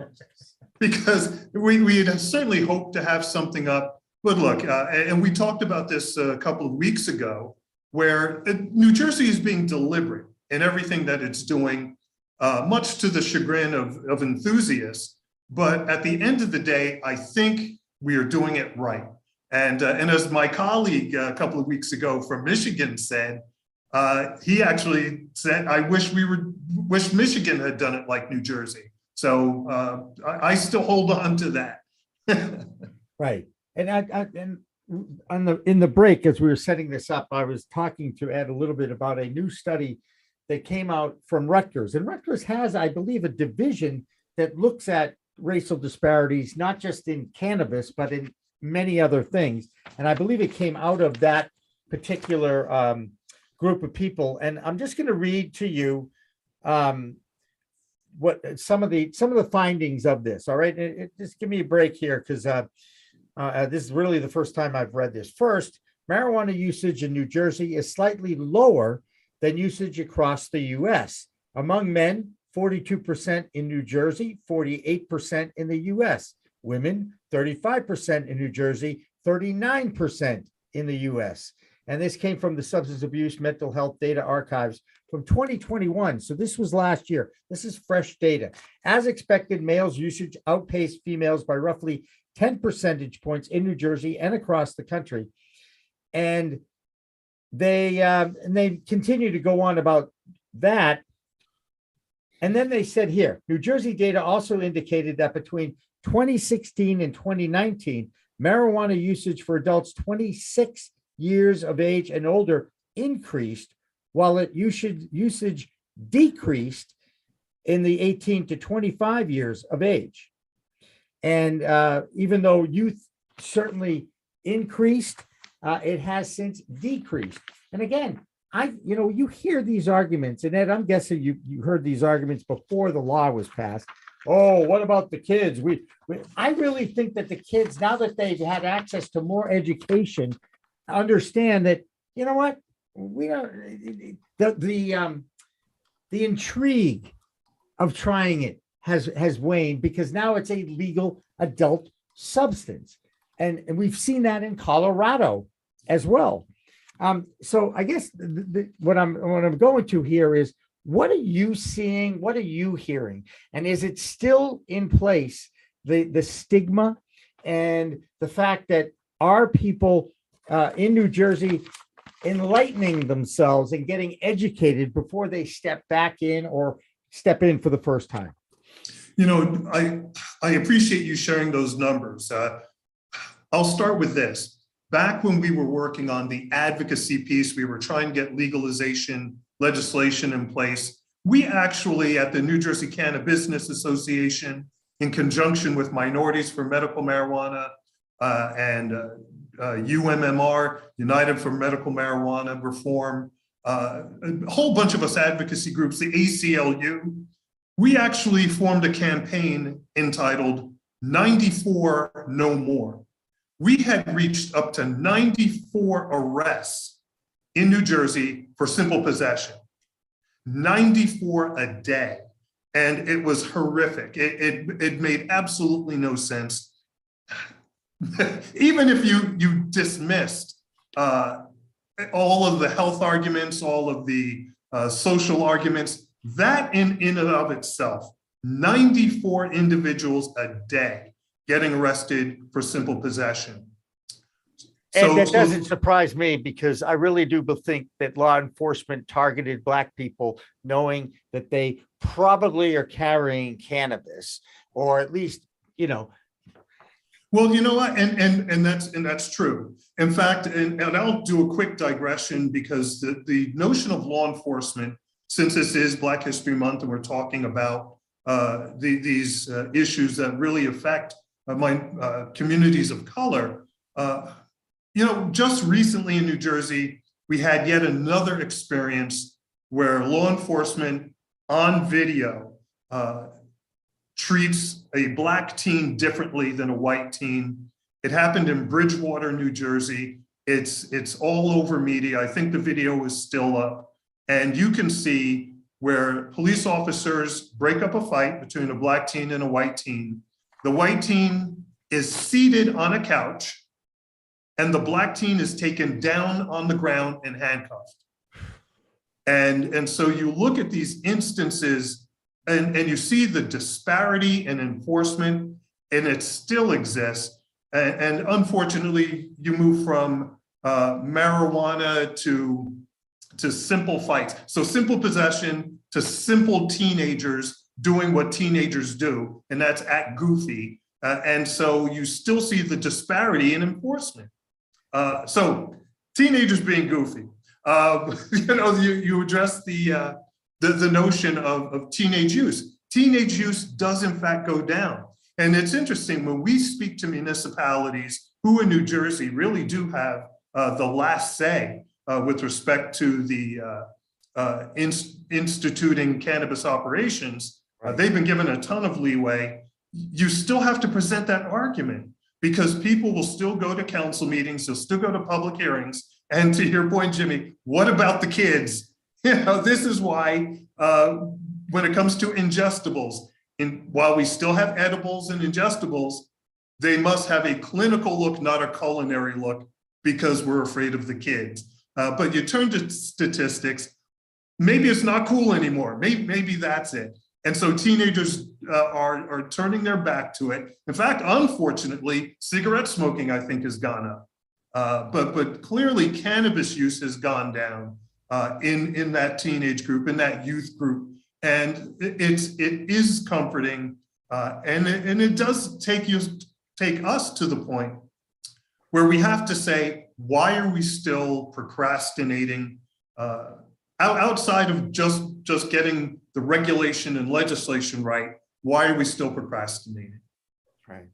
David, I know you always come up with good business angles to discuss. So I'm going to put you on the spot like I love to do when you come on this show. And, Okay. And ask, go ahead. I know you've got something to ask it. Well, no, I was just going to comment. I actually think New Jersey's going about this a much better way than Massachusetts did, right? They're pushing out application dates. So I think the next one is March 15th, if I'm not mistaken, right? Because I'm working with some folks who have to get ready for that. But when you decide you're going to kowtow to the consumer and you're going to get the industry open as soon as you can, you forget opening up a retail store is a very quick process. Product manufacturing, yeah, maybe a little longer. You can get a grow operation opened, it takes a little bit more time, but you can't make the plants grow any faster, right? So now you've got all the medical operators who invested a lot of capital to get in, knowing they'd probably lose money because medical does not make much money, at least not from when I've done research. And they're waiting for legalization for adult use. And then they've got now they have the lead. I have not read the New Jersey regs, but I don't know if the existing licensees are required to sell into the open market or not, or if they can keep it within their fully integrated business. But if they can, it just takes longer. It's harder for the independents to get going. So the MSOs get a good toehold that then gives them a strong competitive advantage. Putting these start dates out is going to allow the industry to get up on its feet, and it's going to help the smaller player. And let's take color out of it for a minute, right? The small players are generally less capitalized and disadvantaged. Your social equity class tends to be more along those smaller players. And for them to get a real fair shake at this, they need to be at the starting line when all the resources are available. It's not, okay, today's the starting line, except you folks don't get any weed. Good luck and wait till somebody wants to sell it to you at an exorbitant price. I haven't studied the regs enough, but I think it's good that they put these start dates off, because while the consumers may have to wait longer, it means that the smaller operators and the social equity operators may have a fighting chance to get up and get going. Well, David, you're absolutely right. In fact, looking at the way New Jersey has done it, looking at the legislation and regulation, right? If you ever deal with the term legislative intent or regulatory intent, the intent has always been to make sure that New Jersey companies benefit from the new industry. And by doing this and making it the legislative intent, what we have created is a scenario where, yes, the current ATCs continue to grow, continue to amass product. And yes, you can in fact sell your product to those up and coming industries or up and coming operators. You will be allowed to do that. In fact, going back to the early days of the medical program, the initial program was the ATCs couldn't sell and buy between each other. So we saw that that didn't make much sense, or it didn't help the patient community. So they went back and they changed that policy. So now the ATCs are working more cooperatively in terms of getting product to where it's needed. When we're looking at standing up the adult use industry, the ATCs, yes, they'll have a bit of an advantage because they have been growing, they have been amassing product, but that product will make its way to the adult use market once we get those retail facilities in place. Now, the start dates have been an excellent way of making sure that there's order. So back in December 15th, we opened an application portal for cultivation and manufacturing. March 15th will be the opening date for the retail facilities as well as laboratories. In fact, laboratories were back in December. Retail and I believe transportation are in March. So yes, the start dates absolutely bring order and allow people to be able to develop their internal processes as they prepare for the external market. So thank you for that observation. And I think, once again, people wish it was yesterday, but we're moving forward. We haven't taken any steps back. Right, if they can have it yesterday, but at the cost of having it yesterday is just get rid of social equity, because social equity will not stand up if you're going to put them at the starting line at the same time that you put in the entrenched medical players. We saw it up here. The larger players that have licenses they will have long lines and they're going to hoard as much product as they can. I mean, I would be thrilled to see a state come out with regulations. And again, I haven't read New Jersey, so I don't know what's in there, that says if you're an existing grower and you want to convert over and use your current facility, one of the costs is going to be 40% of your product has to be sold into the market. Right. So if you've got 100,000 square feet, 40,000 has to get sold out. And if it doesn't, then if you want to grow, you can grow like anybody else, but it's going to be in a separate facility. And you start off in the same line. You'll have a slight lead because you've done it before, but you'll be at the same starting point as everybody else. And you won't have that advantage. It was the biggest opponent to legalization in Massachusetts were the medical operators, right? The people who would push that, oh, this is great, we need it. You know, we're one of the few fully integrated medical operators. When full legalization came about, those were the folks who were opposed to it until they cut their deal that said they get first crack at the licenses. And that's okay, but you can't use that as they've done to lever out all the small operators. Right. So the reality is, yes, 12 years ago when we created the medical program, it had to be multi-state operators. It had to be someone with experience that had all of the resources, pardon the pun, organic to their organization. But that's the only way you could get started. But now that they're here, and now that they've had 12 years of operation, again, the intent is to make sure that New Jersey's smaller businesses get the shot at standing up proper regulated legal cannabis industries in New Jersey, cannabis operations. One of the things that's happened here in Massachusetts over the first few years of the market is, and David has the numbers and he'll spew them out like, I spew out Celtics statistics. Is the number of dispensaries. What's that? We each have the sports that we follow. That's right. That being said, I think there's a lot of dispensaries now I think it's 176, David, that are open by now. By the end of the year, I think it was 193. Yeah. And the grows continue. In fact, I know there's a new growing facility, the state of the art, that hasn't even put its first seed in the ground yet, but they've got the infrastructure ready to go. At what point is there going to be saturation, David? And is that a lesson that New Jersey can learn? It's already here, Jimmy. We're at saturation. We have markets where there are retailers that are struggling. Yeah. There are more, I talk to people who are in the merger and acquisition side of things, who are telling me they're getting more calls from people who want to sell. I was involved in one of those situations where, oh, sorry about the background noise. That's right. But these guys, they ended up with a very slow period when they opened up. And I don't know where sales eventually got to, but it was nowhere near what they were expecting. They would have been better to have sold that operation a month before it opened than after it opened, right? And We're getting, and you go into Worcester right now, there's operations in Worcester that I question whether they're going to be there in 2 or 3 years. Well, I want Major Bloom to survive because I really like Ulysses and Laurie Lucian. I'm sorry.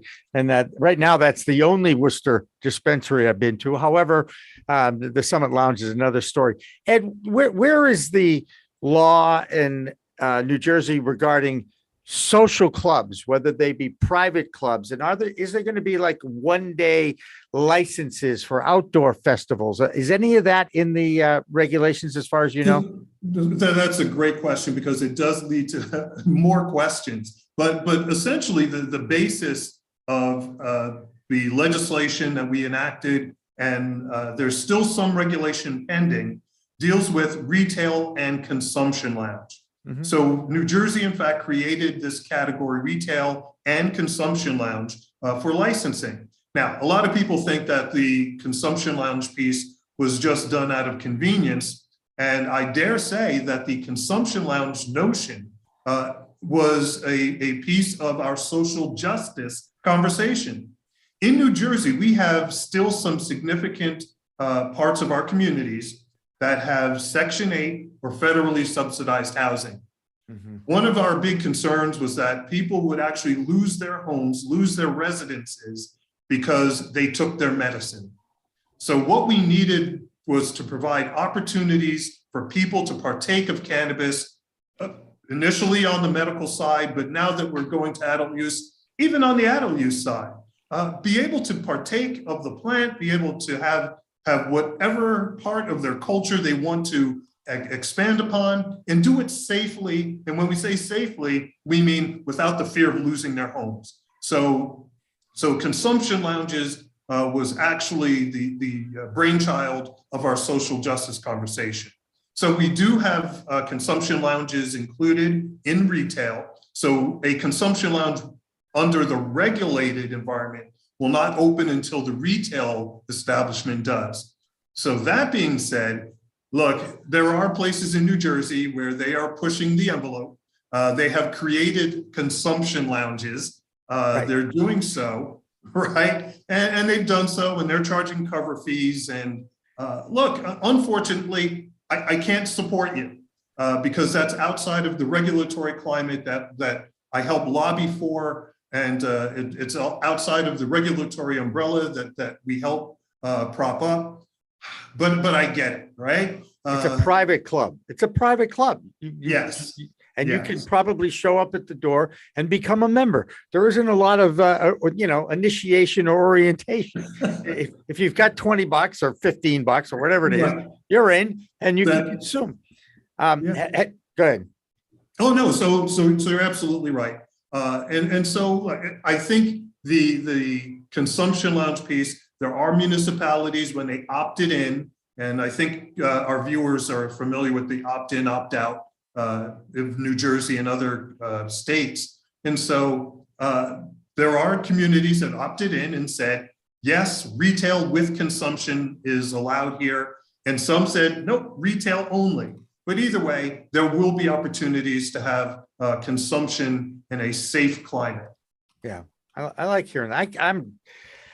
I'm dying to open one in the U.S. Virgin Islands in about 10 years, because I just think that would be a great way to have some kind of retirement in my life, but I'm not sure. But I'm not looking for that one right now. Biggest challenges right now, access to capital. Is that what we're seeing there in New Jersey? So access to capital, we're finding that it's a constant theme of what can we fix?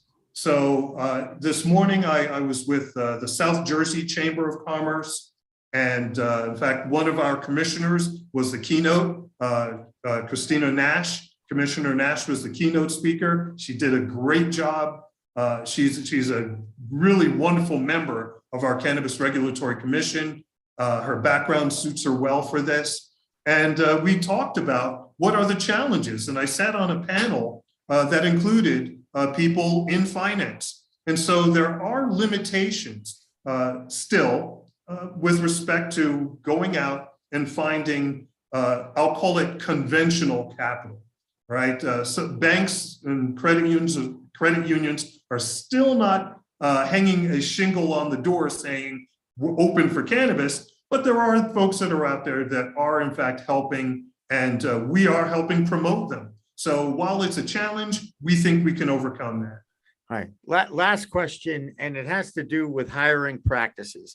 I read a story this week about a Buffalo fireman who lost his job. He has a medical marijuana card, and he lost his job as a fireman when he tested positive for his medicine. And now there's an attorney that's going to take this all the way to as far as he can go to see if they can fight this. I know that some employment laws now have changed, I think in New York and in certain states, maybe not in New Jersey. What is the law is if you have a medical card and you test positive, is that grounds for dismissal? It depends, right? There are still some vocations where it is an absolute no-no to test positive for cannabis. Now, there are those people that are in those vocations, for example, law enforcement, firefighting, and the yet to be determined federal employee. So people are in fact, they're having the conversation. They are addressing it. We have seen the lawsuits. Fortunately, they have not been with those vocations like firefighting and law enforcement, but it has been other vocations, and the courts have sided with the patient. So we do see this groundbreaking move to make, and we've been using this term a lot, normalizing. So we are beginning to see the normalization of cannabis across the board, whether it's the recreational place or the workplace, but we are getting there.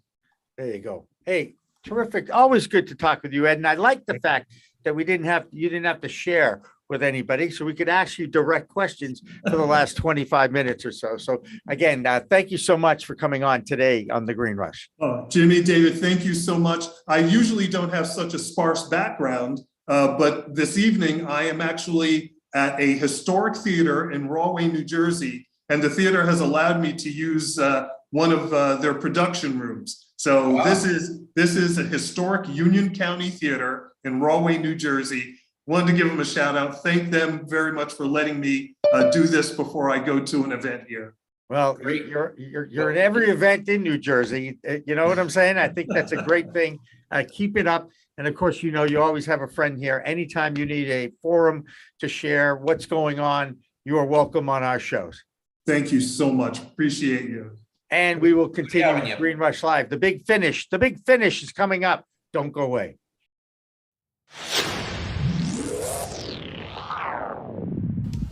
Hey, you want to grow your own plants? Check out Style Lighting's Grow Kit. It has everything you need to become an expert home grower and bring the power of the sun indoors. Style Lighting uses TCP's high-powered commercial LEDs that deliver twice the output in the market. The Grow Kit has a grow bag, a timer, chains to hang the light, and of course the best in the business lighting system by TCP. Check out stylelighting.shop for more information.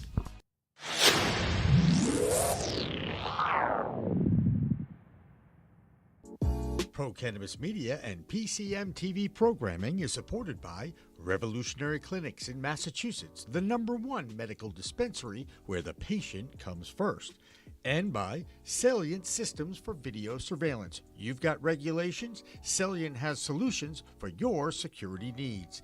And by Accounting Buds, your #1 accounting solution for the cannabis industry. And by TCP's Style Lighting Grow Kit, all you need to grow.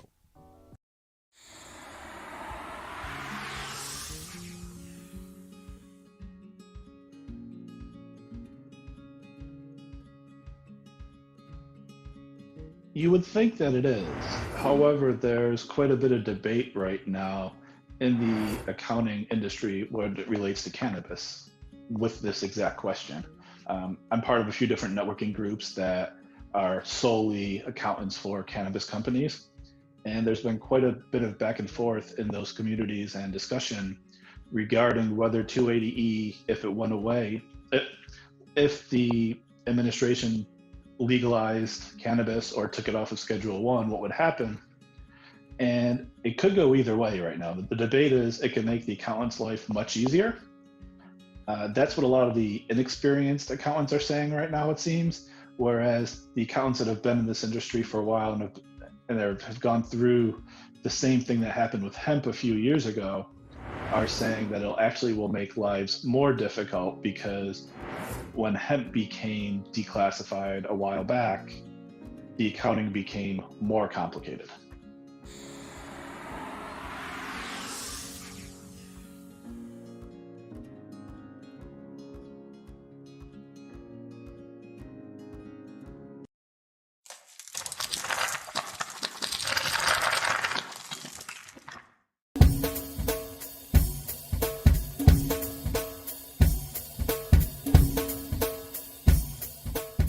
Difference is building a solution for that individual, not just a custom, here's a box, here's a video, here's how you make your VMS. We custom design and custom build every situation for exactly what the customer needs. And we keep the cost low. We have multiple tiers, as far as what you're looking at on the cost side of things. If you want a one-time, where you just pay one initial cost, we have that. If you want to maintain your system and have the highest protection and highest capabilities and highest upgrades at all times, we have different plans for you. But we scale it so it's scalable and affordable 100%.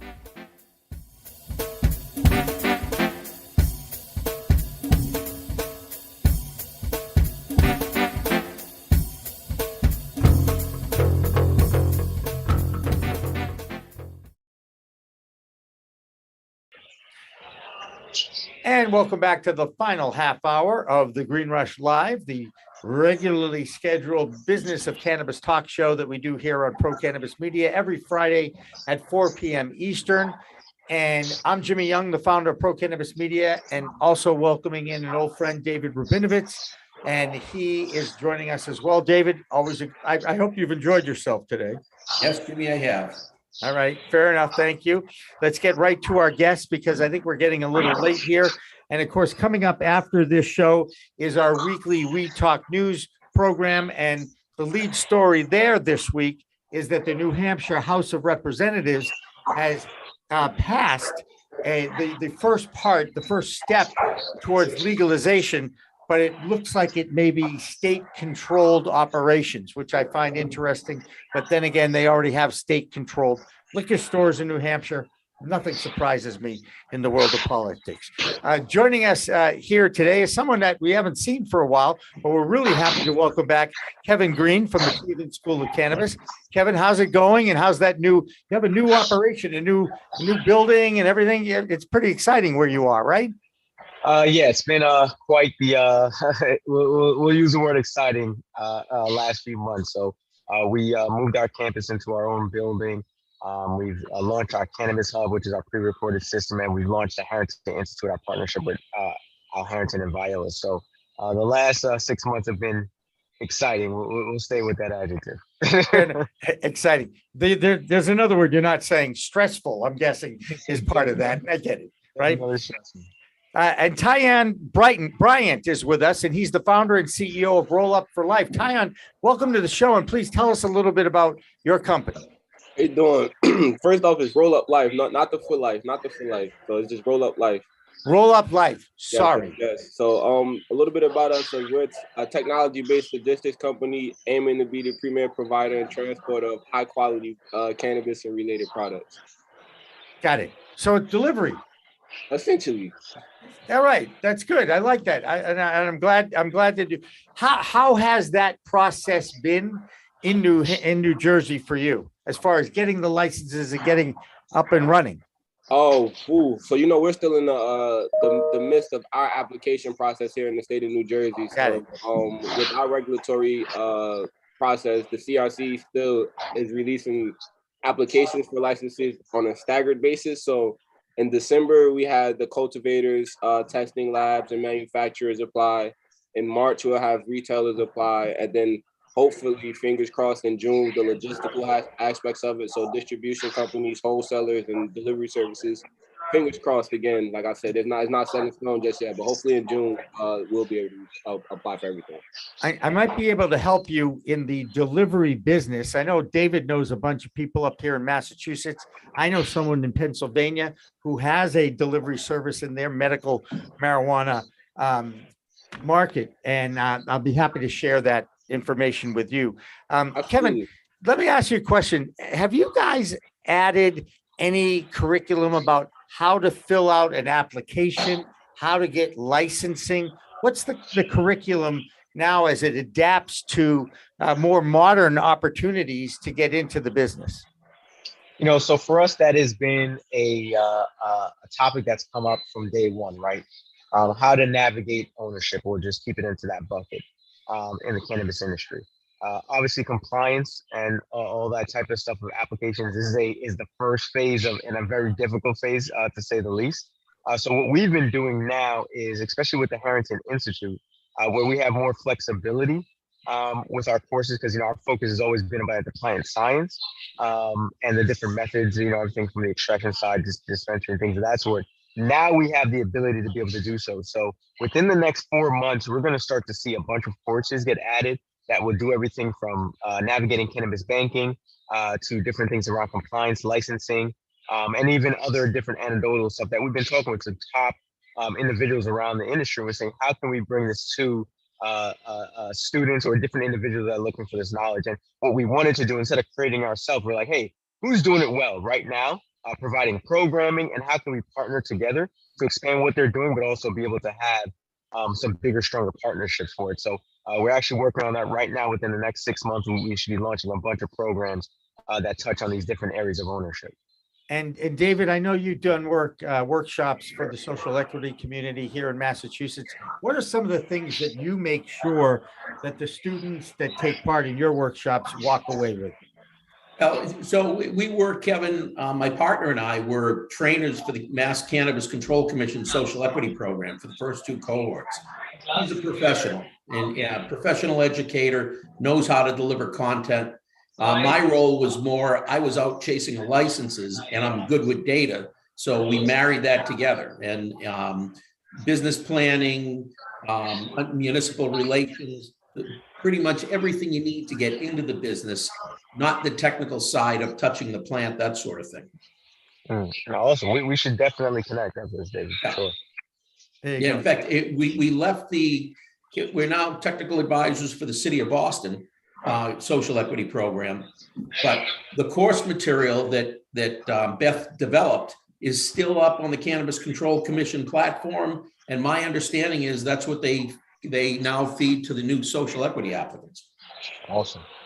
There's a built-in learning process at every level of this industry, Kevin, right? Yep.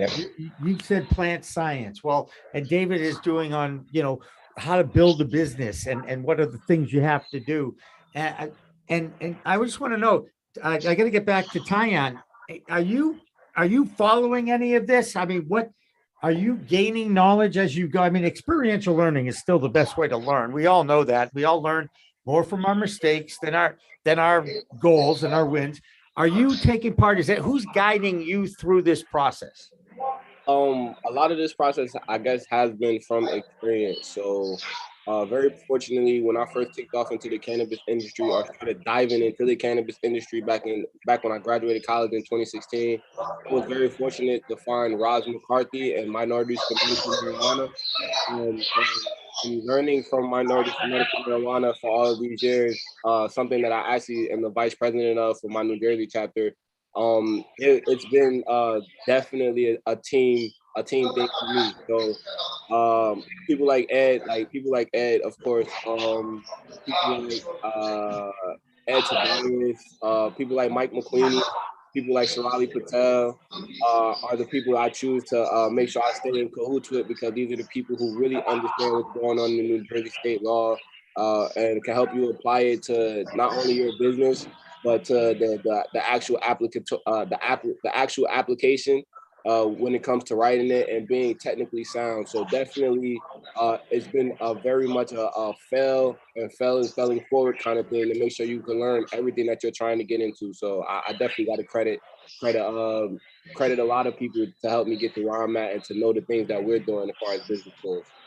That's great. I like hearing about the spirit of collaboration in this industry, because I think that's a really important thing to maintain. Why a lot of people got into this for a passion.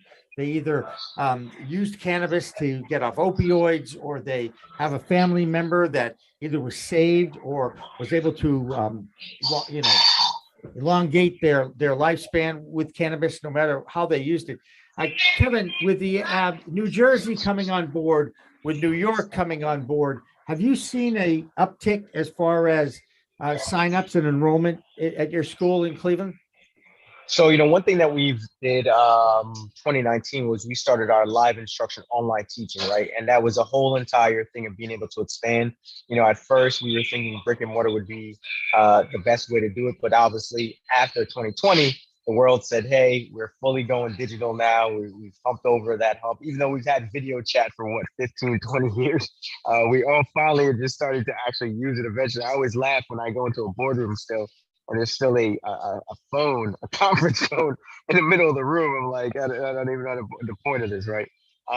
So definitely. And Tiyahnn, how I know your name is Shirali Patel. I've done some work with her in New Jersey. So we connect a lot, and she's done some stuff for me as well. So it's really exactly what he said. It's really touching base with these individuals, right? And trying to make partnerships and collaborative efforts, right? So we're looking at not only say, how can we get people into our bigger program, but we've created some small programs, 8-week programs as well, to be able to help every different individual, right? Some people just need to debunk all of the myths about cannabis. So we're like, hey, we need to meet you where you are right now. Before you can get into something deep, you just have to get the basic level. And then obviously we know individuals are looking to get deep. So, collaboration and partnerships across the state, we're partnering even with other educational institutions now to say we can help power your education. So instead of having to deal with that, how can we be partners in it? So, I love to hear that, because I think collaboration is key, especially in these phases.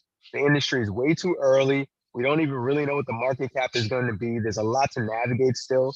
And we need collective impact to be able to get anything done, especially if we're talking about anything when it comes to equity, right? Because we see where we are. With all these initiatives, we're still way behind the 8 ball when it comes to an equitable cannabis industry. Yeah, and an uptick in enrollment from New Jersey, New York, I'm guessing online. Yeah. New Jersey, New York, we're touching about 20 states now. Overall, Virginia's going online. So we're talking to people in Virginia. I'll be in Albuquerque next week. They just went rec, so it's really chasing the announcements, the legislation every couple of months is another one going. So it's kind of just, trying to stay up to speed. But New York is going to be a big opportunity. I think that's pushing New Jersey a bit ahead, because New Jersey, as T knows, it's they've been slacking in their process for the last 2 years. So New York is going to come, and they're going to lose a lot of market share if they're not ready to take advantage of the opportunity that they have ahead of them. And David remembers this when Massachusetts went adult use, voted it in 2016, took them 2 years to open up the first 2 dispensaries. Now, David tells me over 190 in Massachusetts, right, David? Well, there's probably, I wouldn't be surprised if there's over 200, right? You got to take into account the ones that have been approved in 2022. Right. So again, there's opportunity there. Now I think the market is saturated. Now you're getting into the retail battles, if you will. Who has which celebrity brand, or who has activities and community outreach educational programs that they're looking for ways to generate traffic and attention to the dispensary, given the challenges with marketing. And Tiyahnn, I'm guessing that, you're not allowed to advertise once you get your license and get going, right? But you're going to be working industry to industry. You're going to be working a B2B target for consumer, right? Yeah. So how we're doing it in New Jersey, we're more focused on the B2C aspect of it, because we have our own delivery platform. Our app is called the Roll Up Life app, or the Roll Up app. So That's how we handling our orders. But as we start to think about what Roll Up Life is on a national scale, there's a reason why there's a 16-wheeler behind me instead of a vehicle, because we're looking at this from the distribution aspect. So in terms of everything from the B2B landscape and figuring out how to market that way, understanding that while we can't do the traditional marketing and advertising routes, word of mouth is actually extremely beautiful thing when it comes to the advertising of cannabis.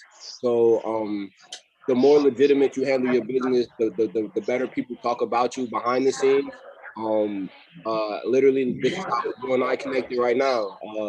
How people speak about you behind the scenes, how people speak about your business behind the scenes will definitely help you propel a little bit forward. And then being with Roll Up Life, we're starting to get our fair share of national attention because of the like you said, those programs that we're doing. We just held a really big expungement clinic here in the state of New Jersey, and doing those things, those grassroots things, I really think that'll be better for the cannabis industry. Connect to your base, your core base, very genuine, like very grassroots. I think you wouldn't even have a problem with advertising, because word of mouth is the best form of advertising to me personally, and that's free.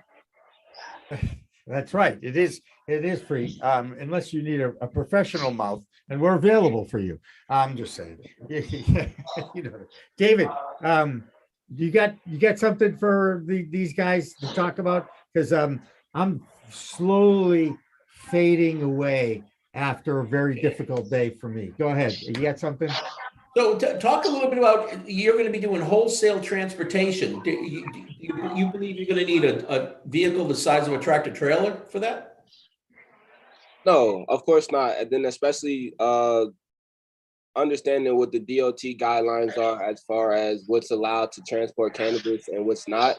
You understand that we'll be using Sprinter vans or essentially those type of deals. But the message behind our logo is why we chose the 16-wheeler, because we're trying to do the freight, the wholesale. We want you to know this is what we're intending to do. So, and then as federal legalization starts to ramp up, I mean, we never know how far we are from that. Granted, we're not 5 years from it. I don't believe that, at least, but we don't know. So as these starts to pick up and we can start to gain a little bit more of the market share up and down, you never know if we start to have a refrigerated fleet of trucks up and down the Eastern Shoreboard. So that those are the goals for us. So definitely like that. I think, well, with the Sprinter vans, I think you're definitely on the right track. I mean, that's the way you're going to service commercial accounts. That's going to be the right sized vehicle to do that with. And as to federal legalization, while it's a jump ball, if it doesn't happen within a certain period of time, I think somebody will sue one of the states and argue that they can't restrict interstate commerce, that's a federal issue. You can't do it at the state regulatory issue. And based upon a show that we did back in early November, I think that somebody who sues their state would win, and that would open up interstate commerce. The only reason I disagree with that, literally because of it still being a schedule run drug. So no matter what, even if let's look at the whole entire Western Shore. The Western Shore is completely legal, right, up and down. But individually, the states don't control on a federal level. If we start doing interstate commerce, we start selling legal packs from Colorado to start servicing the Oregon market or the California market, whatever market. If the feds jump in and shut the entire industry down because of interstate commerce, then what? You know what I'm saying? So I don't think that'll be a case that they could actually win. Yeah, I'll take the opposing side of that argument from you. I don't know that the feds at this point, especially with what Clarence Thomas said a few months ago, something like that happens and winds its way up to the Supreme Court. I wouldn't be surprised if the Supreme Court decriminalizes or deschedules marijuana on their own at this point. I mean, if you look at all the requirements for Schedule I, marijuana doesn't meet any of them. And then you've got the federal government that is just, with their guidance memos, has said, go ahead, as long as your state programs are regulated and comply with these 8 primary enforcement priorities, we're going to let you do it. It's kind of hard to keep it classified on any schedule, let alone Schedule 1 or Schedule 2 that way. There was down in your neck of the woods, we had a professor from Vanderbilt Law, Rob Mikos, on back in early November.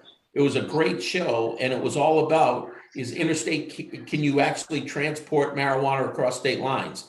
And his position is you can do it. It's against the state law, the state regs, but those state regs are unconstitutional. And we're seeing a lot of that get shot down. There was just another case, I forget which newsletter I was looking at within the past 2 days, of states that are trying to restrict ownership to people who are in state for licenses.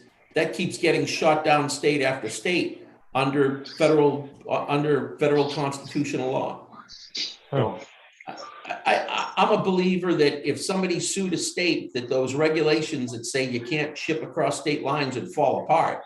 And then it would be whether the feds actually want to do anything and whether they could. If you were transporting medical marijuana across state lines from one legal state to another legal state, I don't think the feds could do anything. The only reason why I could say they could is, for one, because both of those state statutes will say that I can't do it, right? Now, granted, I know that's the whole premise of this argument. You know what I mean? That we're arguing that, but that's the first reason why I believe that the feds are in the debt. And then secondly, won't that allow for a free flowing market now? So now we can all transport cannabis, right? Like.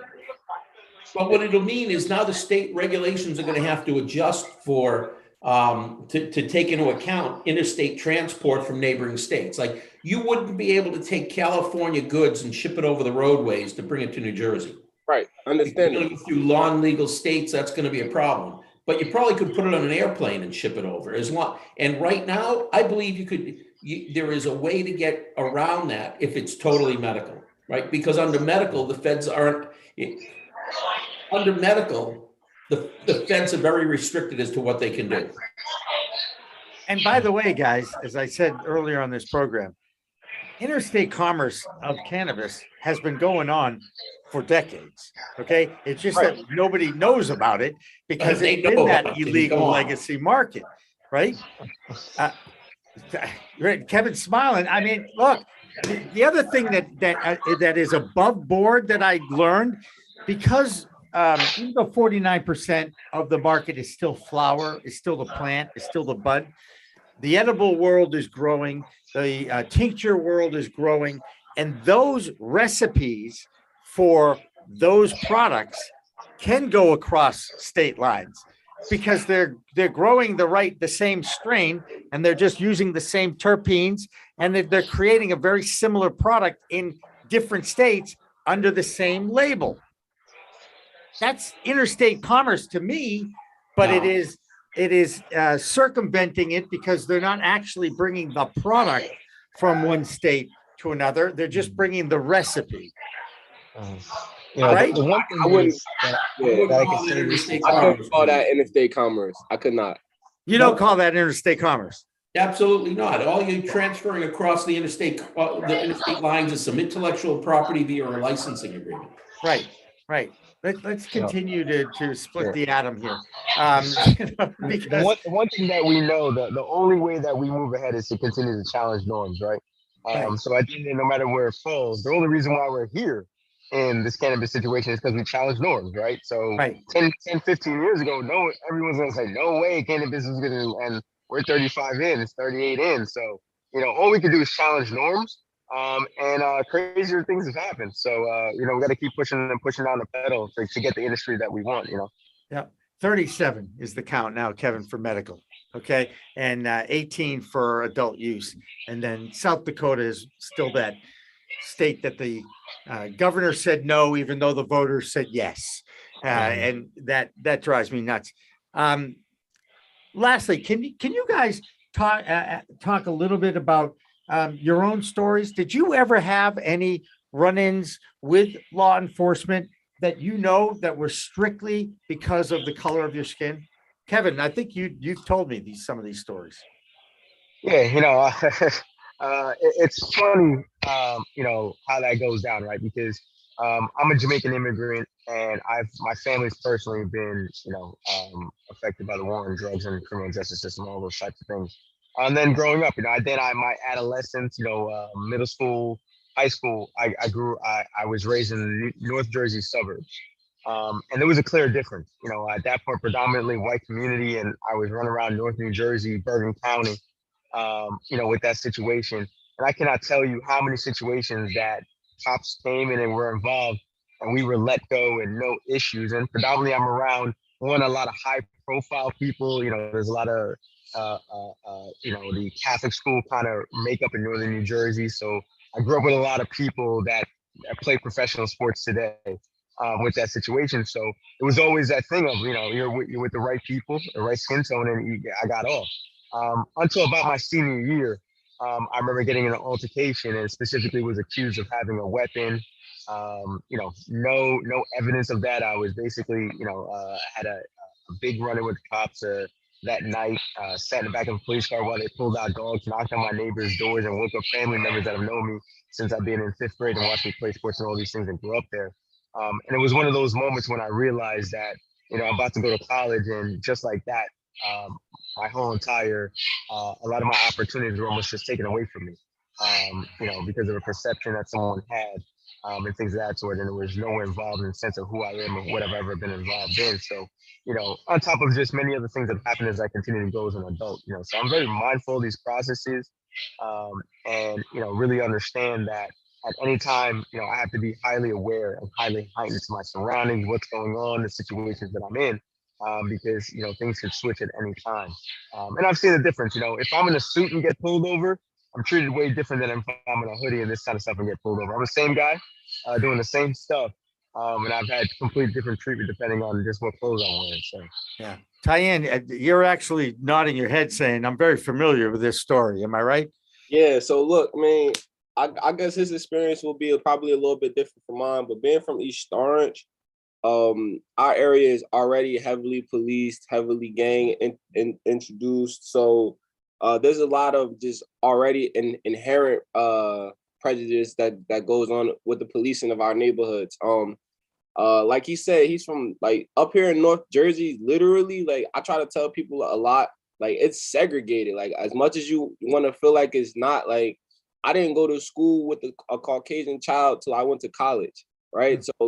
So going to school in the inner city of Essex County, South Orange Avenue goes from from the pits of hell in Livingston, New Jersey, to where the Jets play at, right? So it's not the distance between us. So for us to be this close and yet so separated, that's one of the biggest issues. And then secondly, at least for me, I had a dime bag on me one day, and I'm literally home on Thanksgiving break.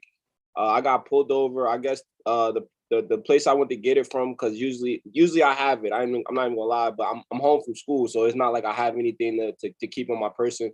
And I guess the place that I went to go grab the weed from was being heavily surveilled or whatever. And literally, I'm walking around the corner and police come out of nowhere. All I have is a dime bag, Arizona, and a bag of Doritos. It's not like I got an ounce of weed on me, 3 ounces of weed, a pound, just a dime. I'm only home for today and tomorrow. And I spent my Thanksgiving in jail that weekend. So yeah. These are the stories that really bother me. I can't believe in the 21st century in America, this has been going on. I definitely admit that I was naive to that. And it's one of the reasons why we started this network, to give opportunities to tell these stories, to enlighten the people about exactly what has been going on in this world of cannabis for the Black man. And I really, really hope now that you all have an opportunity to get in it and at least make yourselves a good living and change some of the stigma that's out there. And Kevin, you and I have talked over the last couple of years. I really think what you're doing with the Cleveland School of Cannabis is awesome. Keep it up. Great to see you. Tiyahnn, great to meet you too. And I really appreciate you guys coming on today. Definitely. I appreciate you. Thank you. Kevin, I connected with you on LinkedIn, so I would love to further this conversation. Like Jimmy said, it's all about collaborating. Like you said, it's all about collaborating. David as well. So I hope to, circle this back up. Let's connect back up within a year to see where we are, guys. So it's nice to meet you all. Absolutely. Thank you all. And remember, We Talk News follows this program. And I think we've got an American Cannabis Report with Christopher Smith ready to go after that as well. Friday is definitely our biggest live streaming day. And of course, once it's out there on the live side of things, it's also available on demand. A shameless plug, Jim Belushi is going to be interviewed by myself and Liz Grow Wednesday. And on Wednesday night, we'll be sharing that interview with anybody who wants to show up and sign up for our free growing webinar. We started a great show called Calling All Growers with Liz Grow, and we've got Humboldt County growers working with us on that workshop. So if you ever want to learn from the best, go on to procannabismedia.com's website, sign up for the free webinar, get the link from us, and I know you'll enjoy it. Laughing and learning is really what I preach, and I want to keep that going as well. And Kevin, again, I know you appreciate the fact that I'm an educator at heart, because that's what this thing's all about. So great to see you guys. David, great to see you. Welcome back into the fold, if you will, on whatever basis you'd like. You know that. I actually want to see the David Rabinovich show at some point, but that one's up to you. All right? Very good. All right. For Dan French and Isabel Turner and everybody in the Pro Cannabis Media family, thank you all for watching. Remember, it's a whole new world of weed out there. Use it responsibly. Coming up on Weed Talk News this week, Live Free or Die is New Hampshire's state motto. Now it might be weed for sale at state-run liquor stores. We talk with a member of the New Hampshire House. The Last Prisoner Project has a new cause named Kevin Allen, and you can help with his freedom. Plus, Fresh Toast has 5 ways to enhance your buzz, and wait till you hear what they suggest to do with honey. All that and state reports from coast to coast on We Talk News next. Pro Cannabis Media and PCM TV programming is supported by Revolutionary Clinics in Massachusetts, the #1 medical dispensary where the patient comes first, and by Salient Systems for Video Surveillance. You've got regulations, Salient has solutions for your security needs. And by Accounting Buds, your #1 accounting solution for the cannabis industry. And by TCP's Style Lighting Grow Kit, all you need to grow. We are Pro Cannabis Media.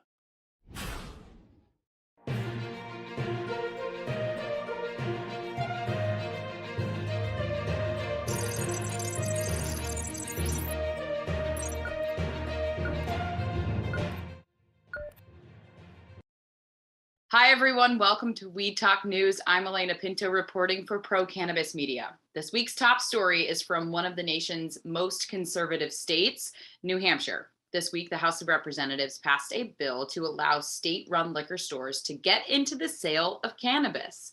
There are still a few hurdles for this to pass, but PCM founder Jimmy Young talked to Tim Egan, one of the New Hampshire representatives who voted for this bill earlier this week. So there is not an expungement provision, which is troubling. There's not an ability for independent businesses to enter into this. So therefore, a BIPOC community or small business owners could get into the cannabis industry. There's no edible faction and there's no home grow. So it's sort of like saying, hey, I got my driver's license, but you gave me a car with 3 wheels. All right. So I can sort of hobble along. So what's the next step? What's the next step? So that actually has 2 steps. This bill then goes to Ways and Means because it is a financial impact bill. So it will go over to that committee. So there's a possibility for amendments to be made when it's in the Finance Committee. And then it would, at the end of our House session, we have crossover day and all the bills that get passed in the House go to the Senate and vice versa. So then there'll be another opportunity for this to be discussed in the Senate and potentially amended.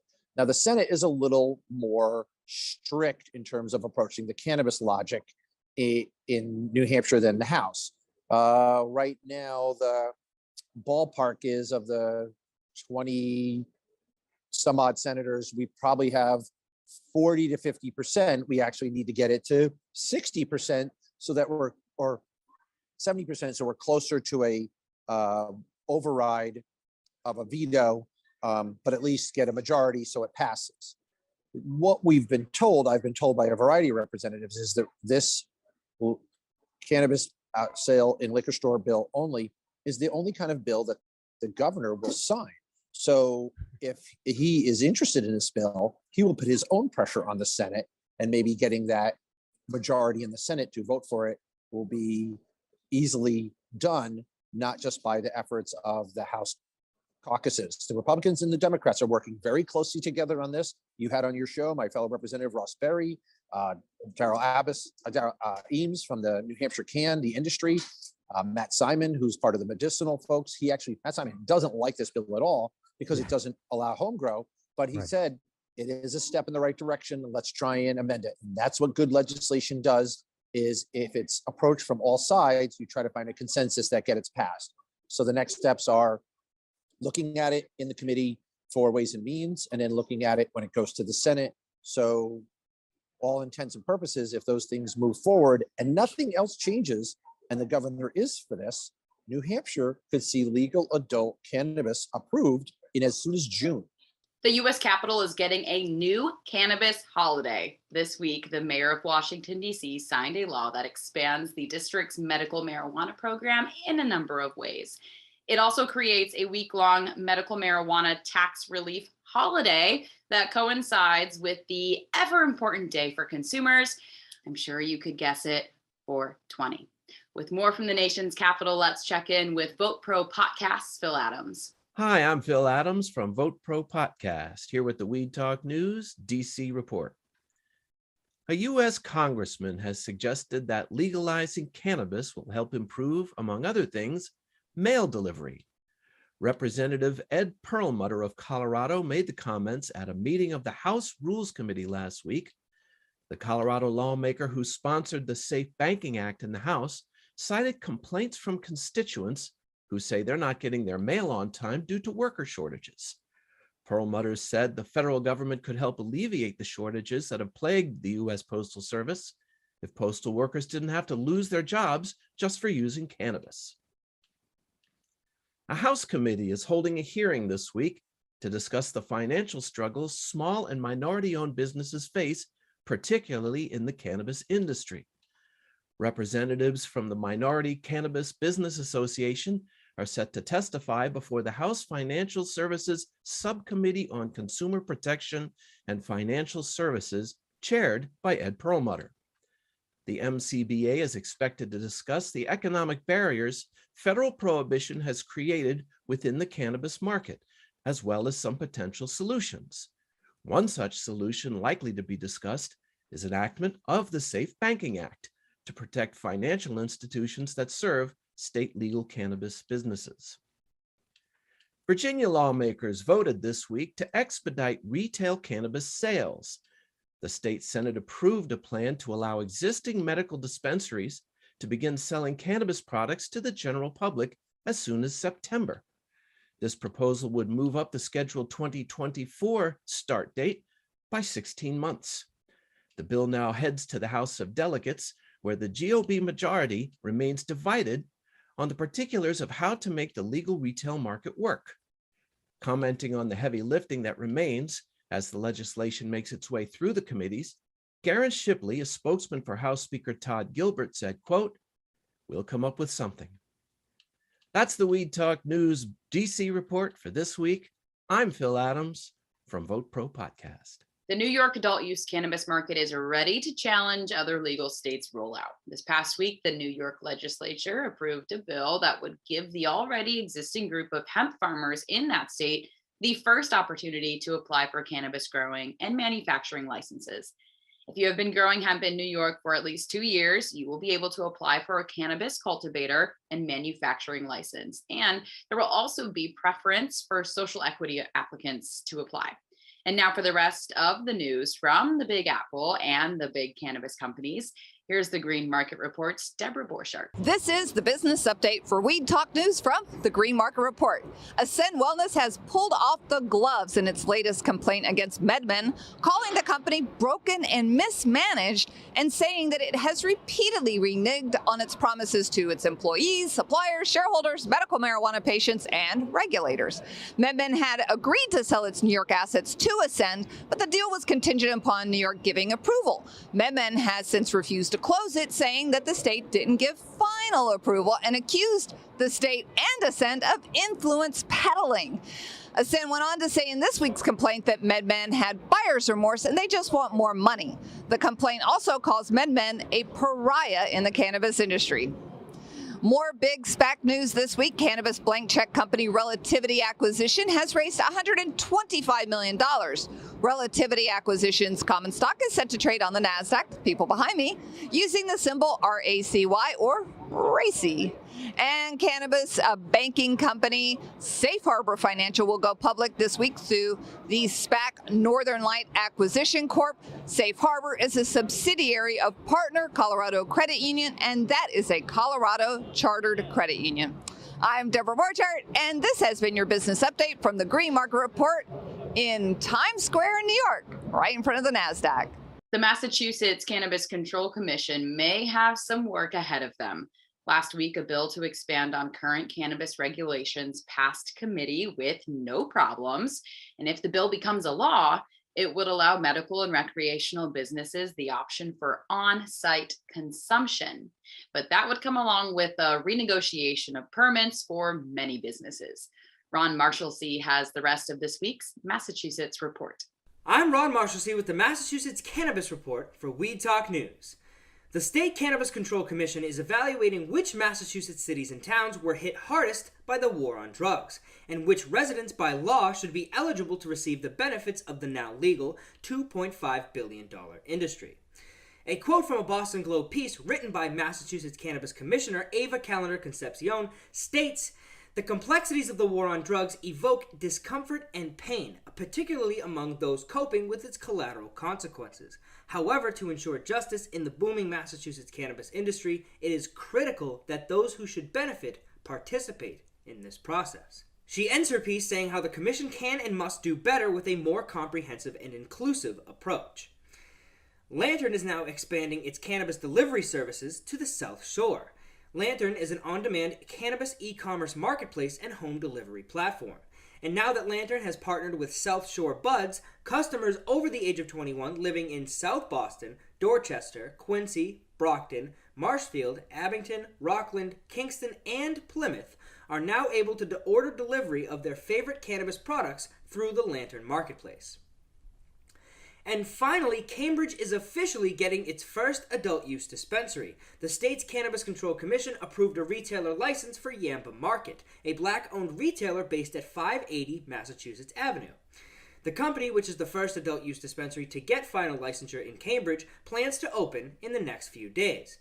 The 5,800 square foot shop will include a dispensary area and a 750 square foot community space that the business will set up as a public gallery. That's this week's Massachusetts Cannabis Report. For Weed Talk News, I'm Ron Marshalsea. Bay State Cannabis Report is supported by Holyoke Cannabis, Holyoke's finest cannabis recreational experience.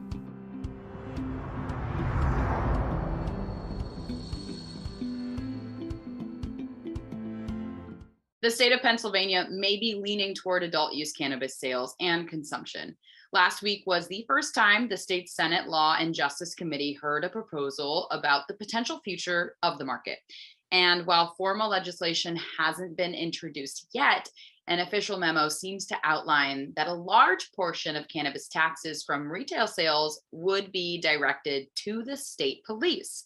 With more from Pennsylvania this week, here's Claudia Post. I'm Claudia Post from Scarlet Express, and I'm here in the Keystone State, Pennsylvania, reporting for Weed Talk News. First up, the first adult use cannabis legislation meeting was held last week and personally supervised by Senator Mike Reagan, who also chose all of the witnesses to present. I think Senator Reagan is a little misguided because he wants a large portion of the taxes collected from the rec market to go to the state police. I don't know how that's going to fly with the public at large, but some of it can. Of course, nobody's asking me. Next, Reagan also suggested that anyone who sold any amount of cannabis in Pennsylvania today is responsible for violence, mayhem, and murder. Also, the optics on that are not so great.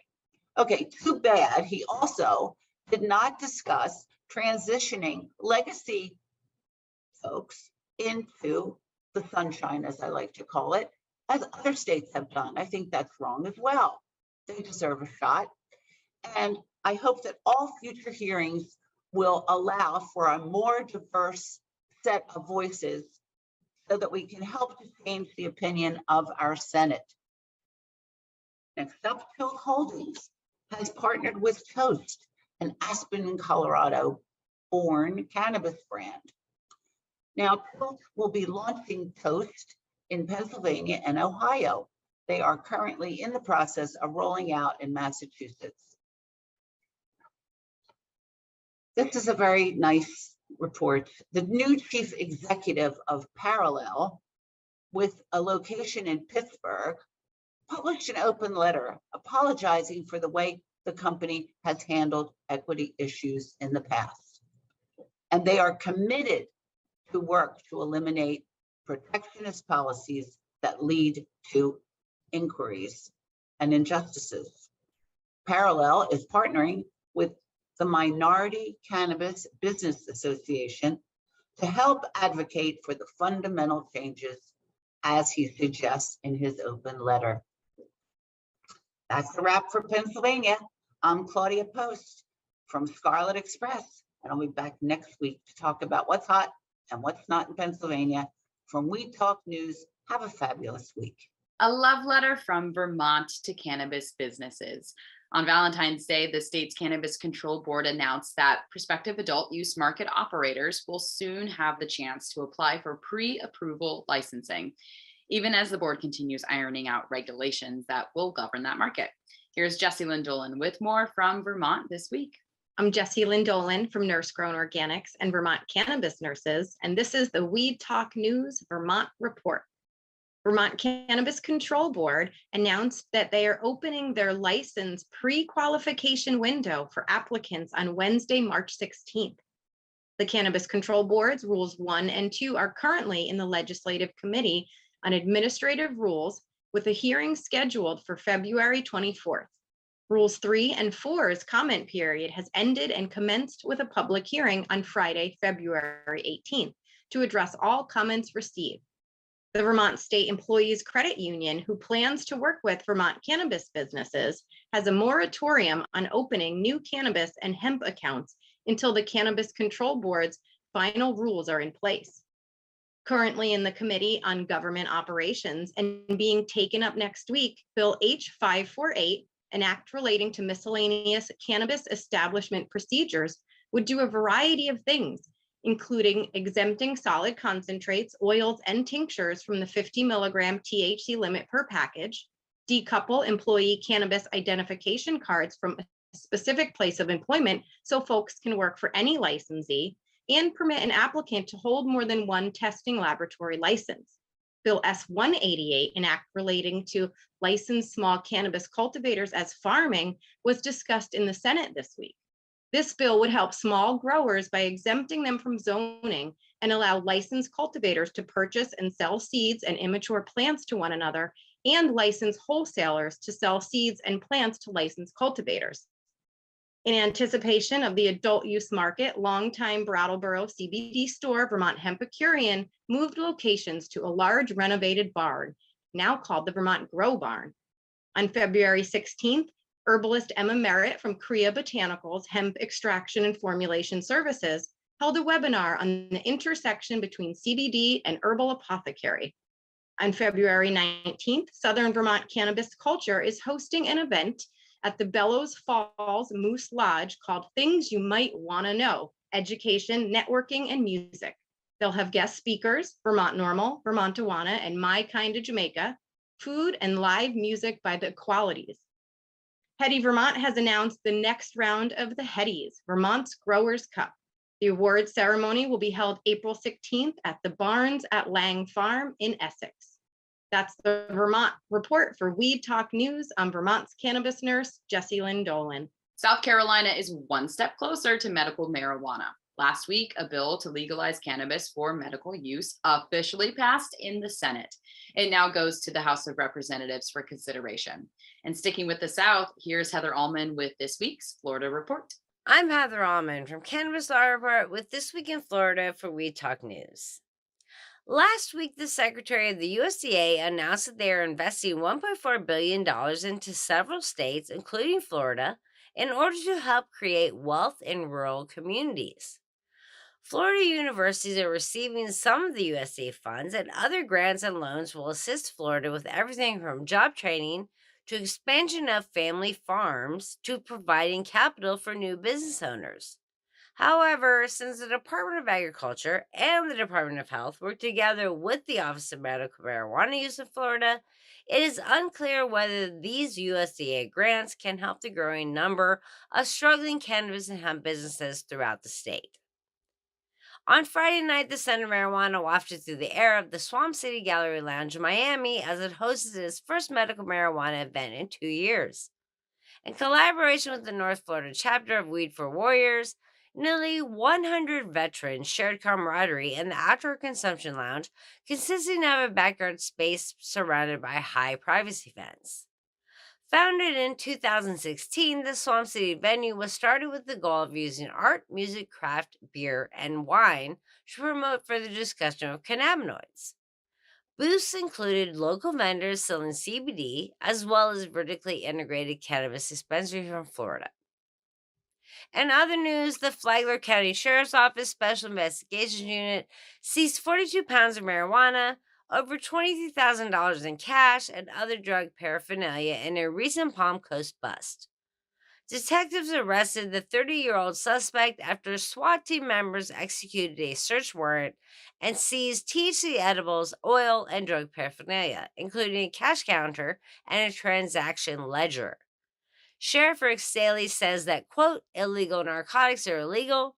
Busting drug dealers and putting them out of business will be a priority for us, end quote. The suspect faces charges of trafficking over 25 pounds of cannabis, possession of a Schedule I substance, and possession of drug paraphernalia. In addition, the investigation is ongoing and further charges are pending. That's a wrap for Florida Cannabis this week. I'm Heather Allman from Cannabis Law Report for Weed Talk News. There's been some pushback in California over proposed cannabis tax cuts. Though farmers have had some success in getting regulators to slash taxes for companies, now advocates of low-income youth are saying they need that money. Service providers for those youth say they oppose any cuts because their programs rely heavily on money collected from Prop 64. So could this have any impact on Governor Newsom's openness to cutting costs for companies? Well, Christopher Smith has more in this week's California Report.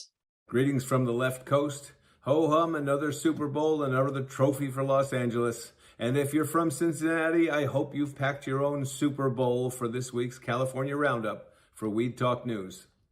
Speaking of Super Bowls, let's talk chips and dips, specifically guacamole. Did you hear the one about the Mexican drug cartel that threatened an American avocado inspector? 2 days before the Super Bowl, the biggest avocado day of the year, by the way, the United States shut down avocado imports to the U.S. until the Mexican government can guarantee the safety of our inspectors. Are avocados a big game in Mexico? You bet. The green gold is worth $2.4 billion annually. Most avocados are grown in the western state of Michoacan, where warring drug cartels are scrambling for new revenues because legalization is working. End prohibition and end organized crime stranglehold on cannabis people. It's working here in the U.S. and it will work in Mexico if given the chance. Last year, cartels sacked the lime industry in Mexico, causing lime prices here in the U.S. to spike 90%. I think I'm out of football puns, but even though the drug cartels have messed with our margaritas and now our guacamole, did I mention that LA won the Super Bowl anyway? Now, some thought it was big news that Snoop Dogg caught a blunt before his performance at halftime, but halftime is not as impressive as this fact. It was the first time in history that the Super Bowl was held in a cannabis legal city. The nearest dispensary to Lo-Fi Stadium is only 2 miles away, and whether it was a pre-roll, Super Bowl, hip-hop, or rock and roll, the cannabis industry was the big winner on Sunday. And San Diego has joined Humboldt County in voting to reduce cannabis taxes. Specifically, San Diego City Council voted to lower taxes on cannabis producers from 8% to 2%. The move is intended to attract more cannabis businesses to the city, which is amazing because almost 70% of the municipalities in California have opted out of having cannabis businesses. The ones that have allowed are making tax revenues, jobs, real estate, innovations, medicine, and Super Bowl trophies. Did I mention that we just won the Super Bowl here in LA? I'm Christopher Smith, publisher of the American Cannabis Report, sharing California's super weed, super music, super Snoop, and Super Bowl trophies for Weed Talk News. A cannabis reform bill in Washington state has failed to clear in the House. It was among a series of legislation this session aimed at increasing social equity and racial diversity in the industry, with sweeping changes to the issuing of cannabis licenses to promoting business ownership among people of color.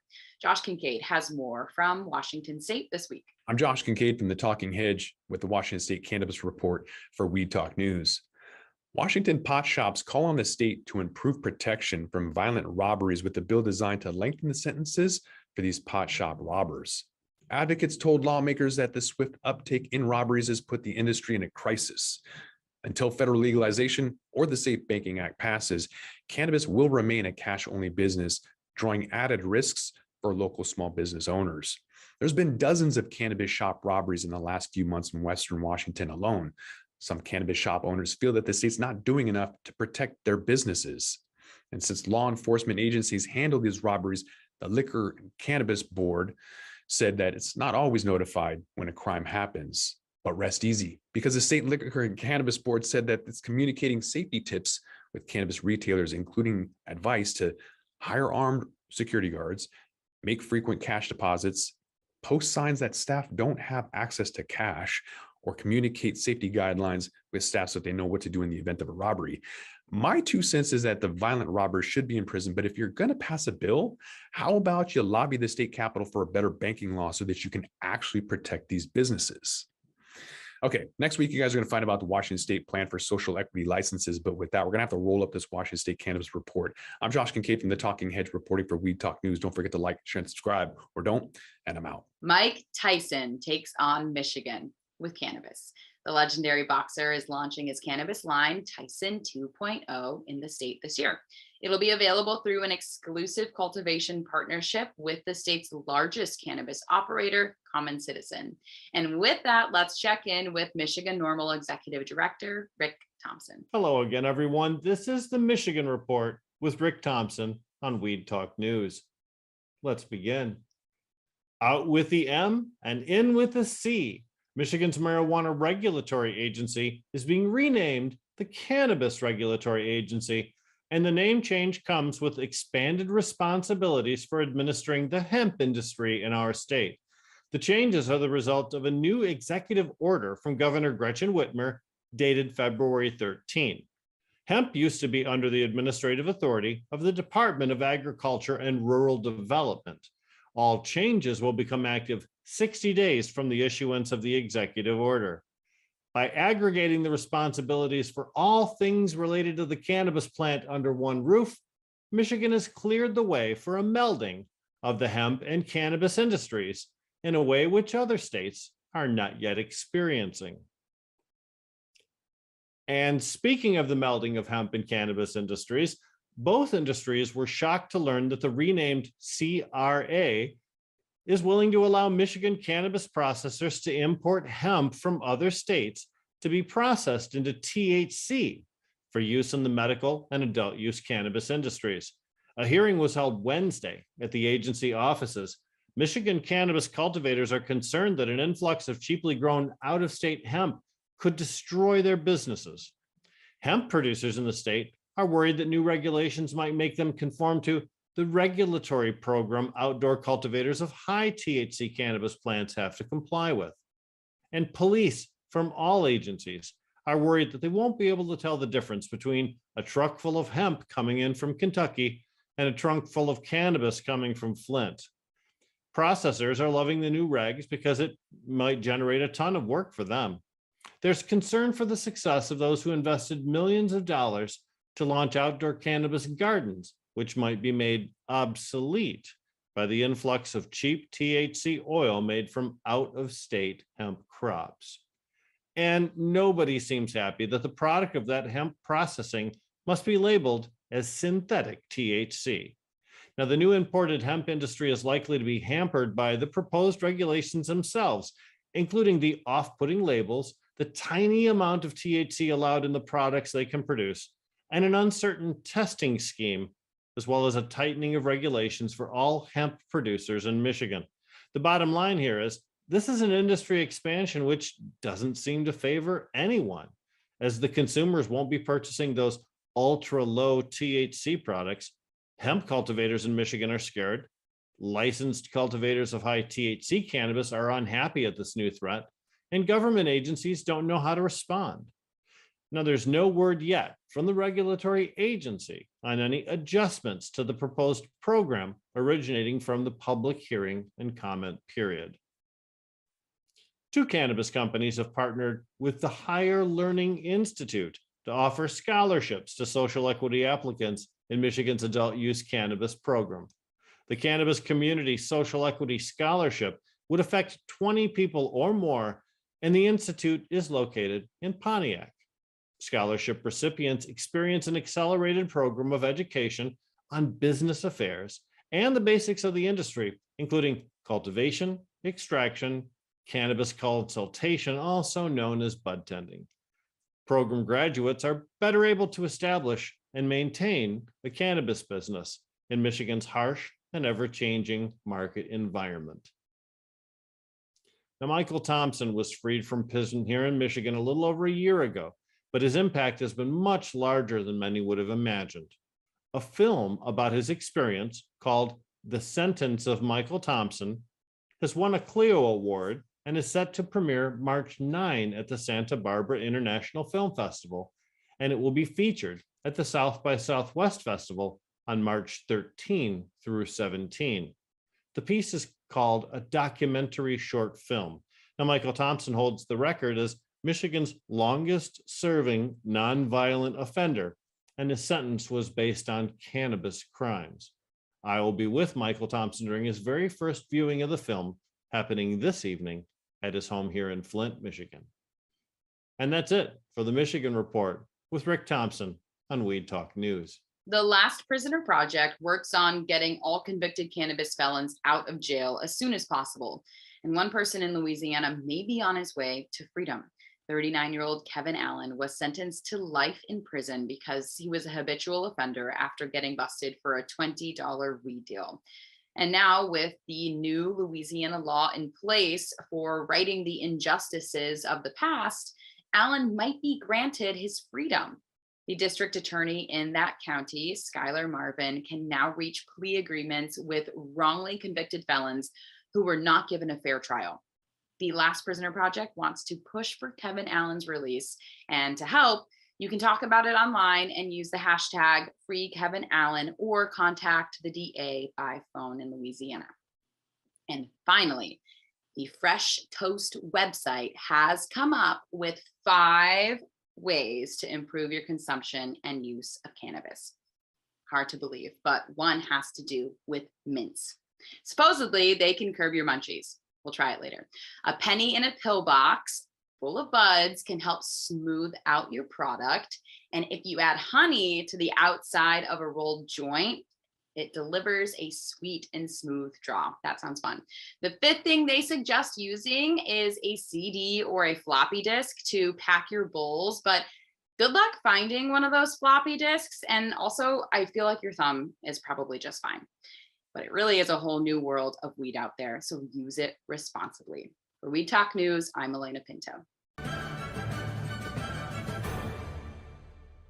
Weed Talk and In the Weeds are 2 productions of Pro Cannabis Media supported by Revolutionary Clinics, one of the top medical cannabis dispensaries in the Massachusetts area, now with 3 locations in Greater Boston, 2 in Cambridge and 1 on Broadway in Somerville. Rev Clinics has a patient-first mission. They will customize your needs as a medical patient with the proper titration and combination of strains, flavors, and products. Rev Clinics, where the patient comes first.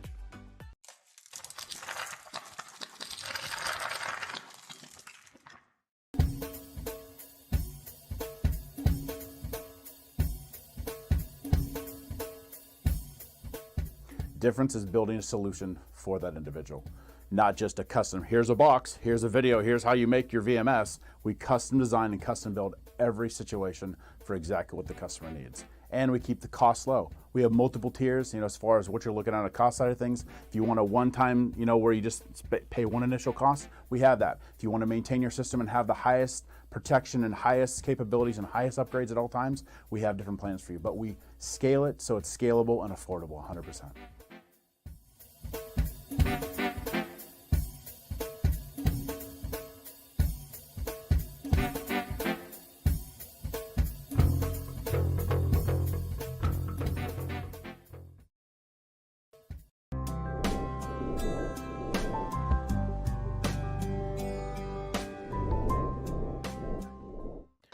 Cannabis Media programming is available live and on demand on our Facebook page at ProCannaMedia, on Instagram at ProCannabisMedia, on LinkedIn also at ProCannabisMedia, on YouTube and YouTube Live on ProCannabisMedia, Twitter at ProCannaMedia, and on twitch.tv/ProCannabisMedia. So like, share, and subscribe to all of our content, newsletters, and shows live or on demand. We are Pro Cannabis Media.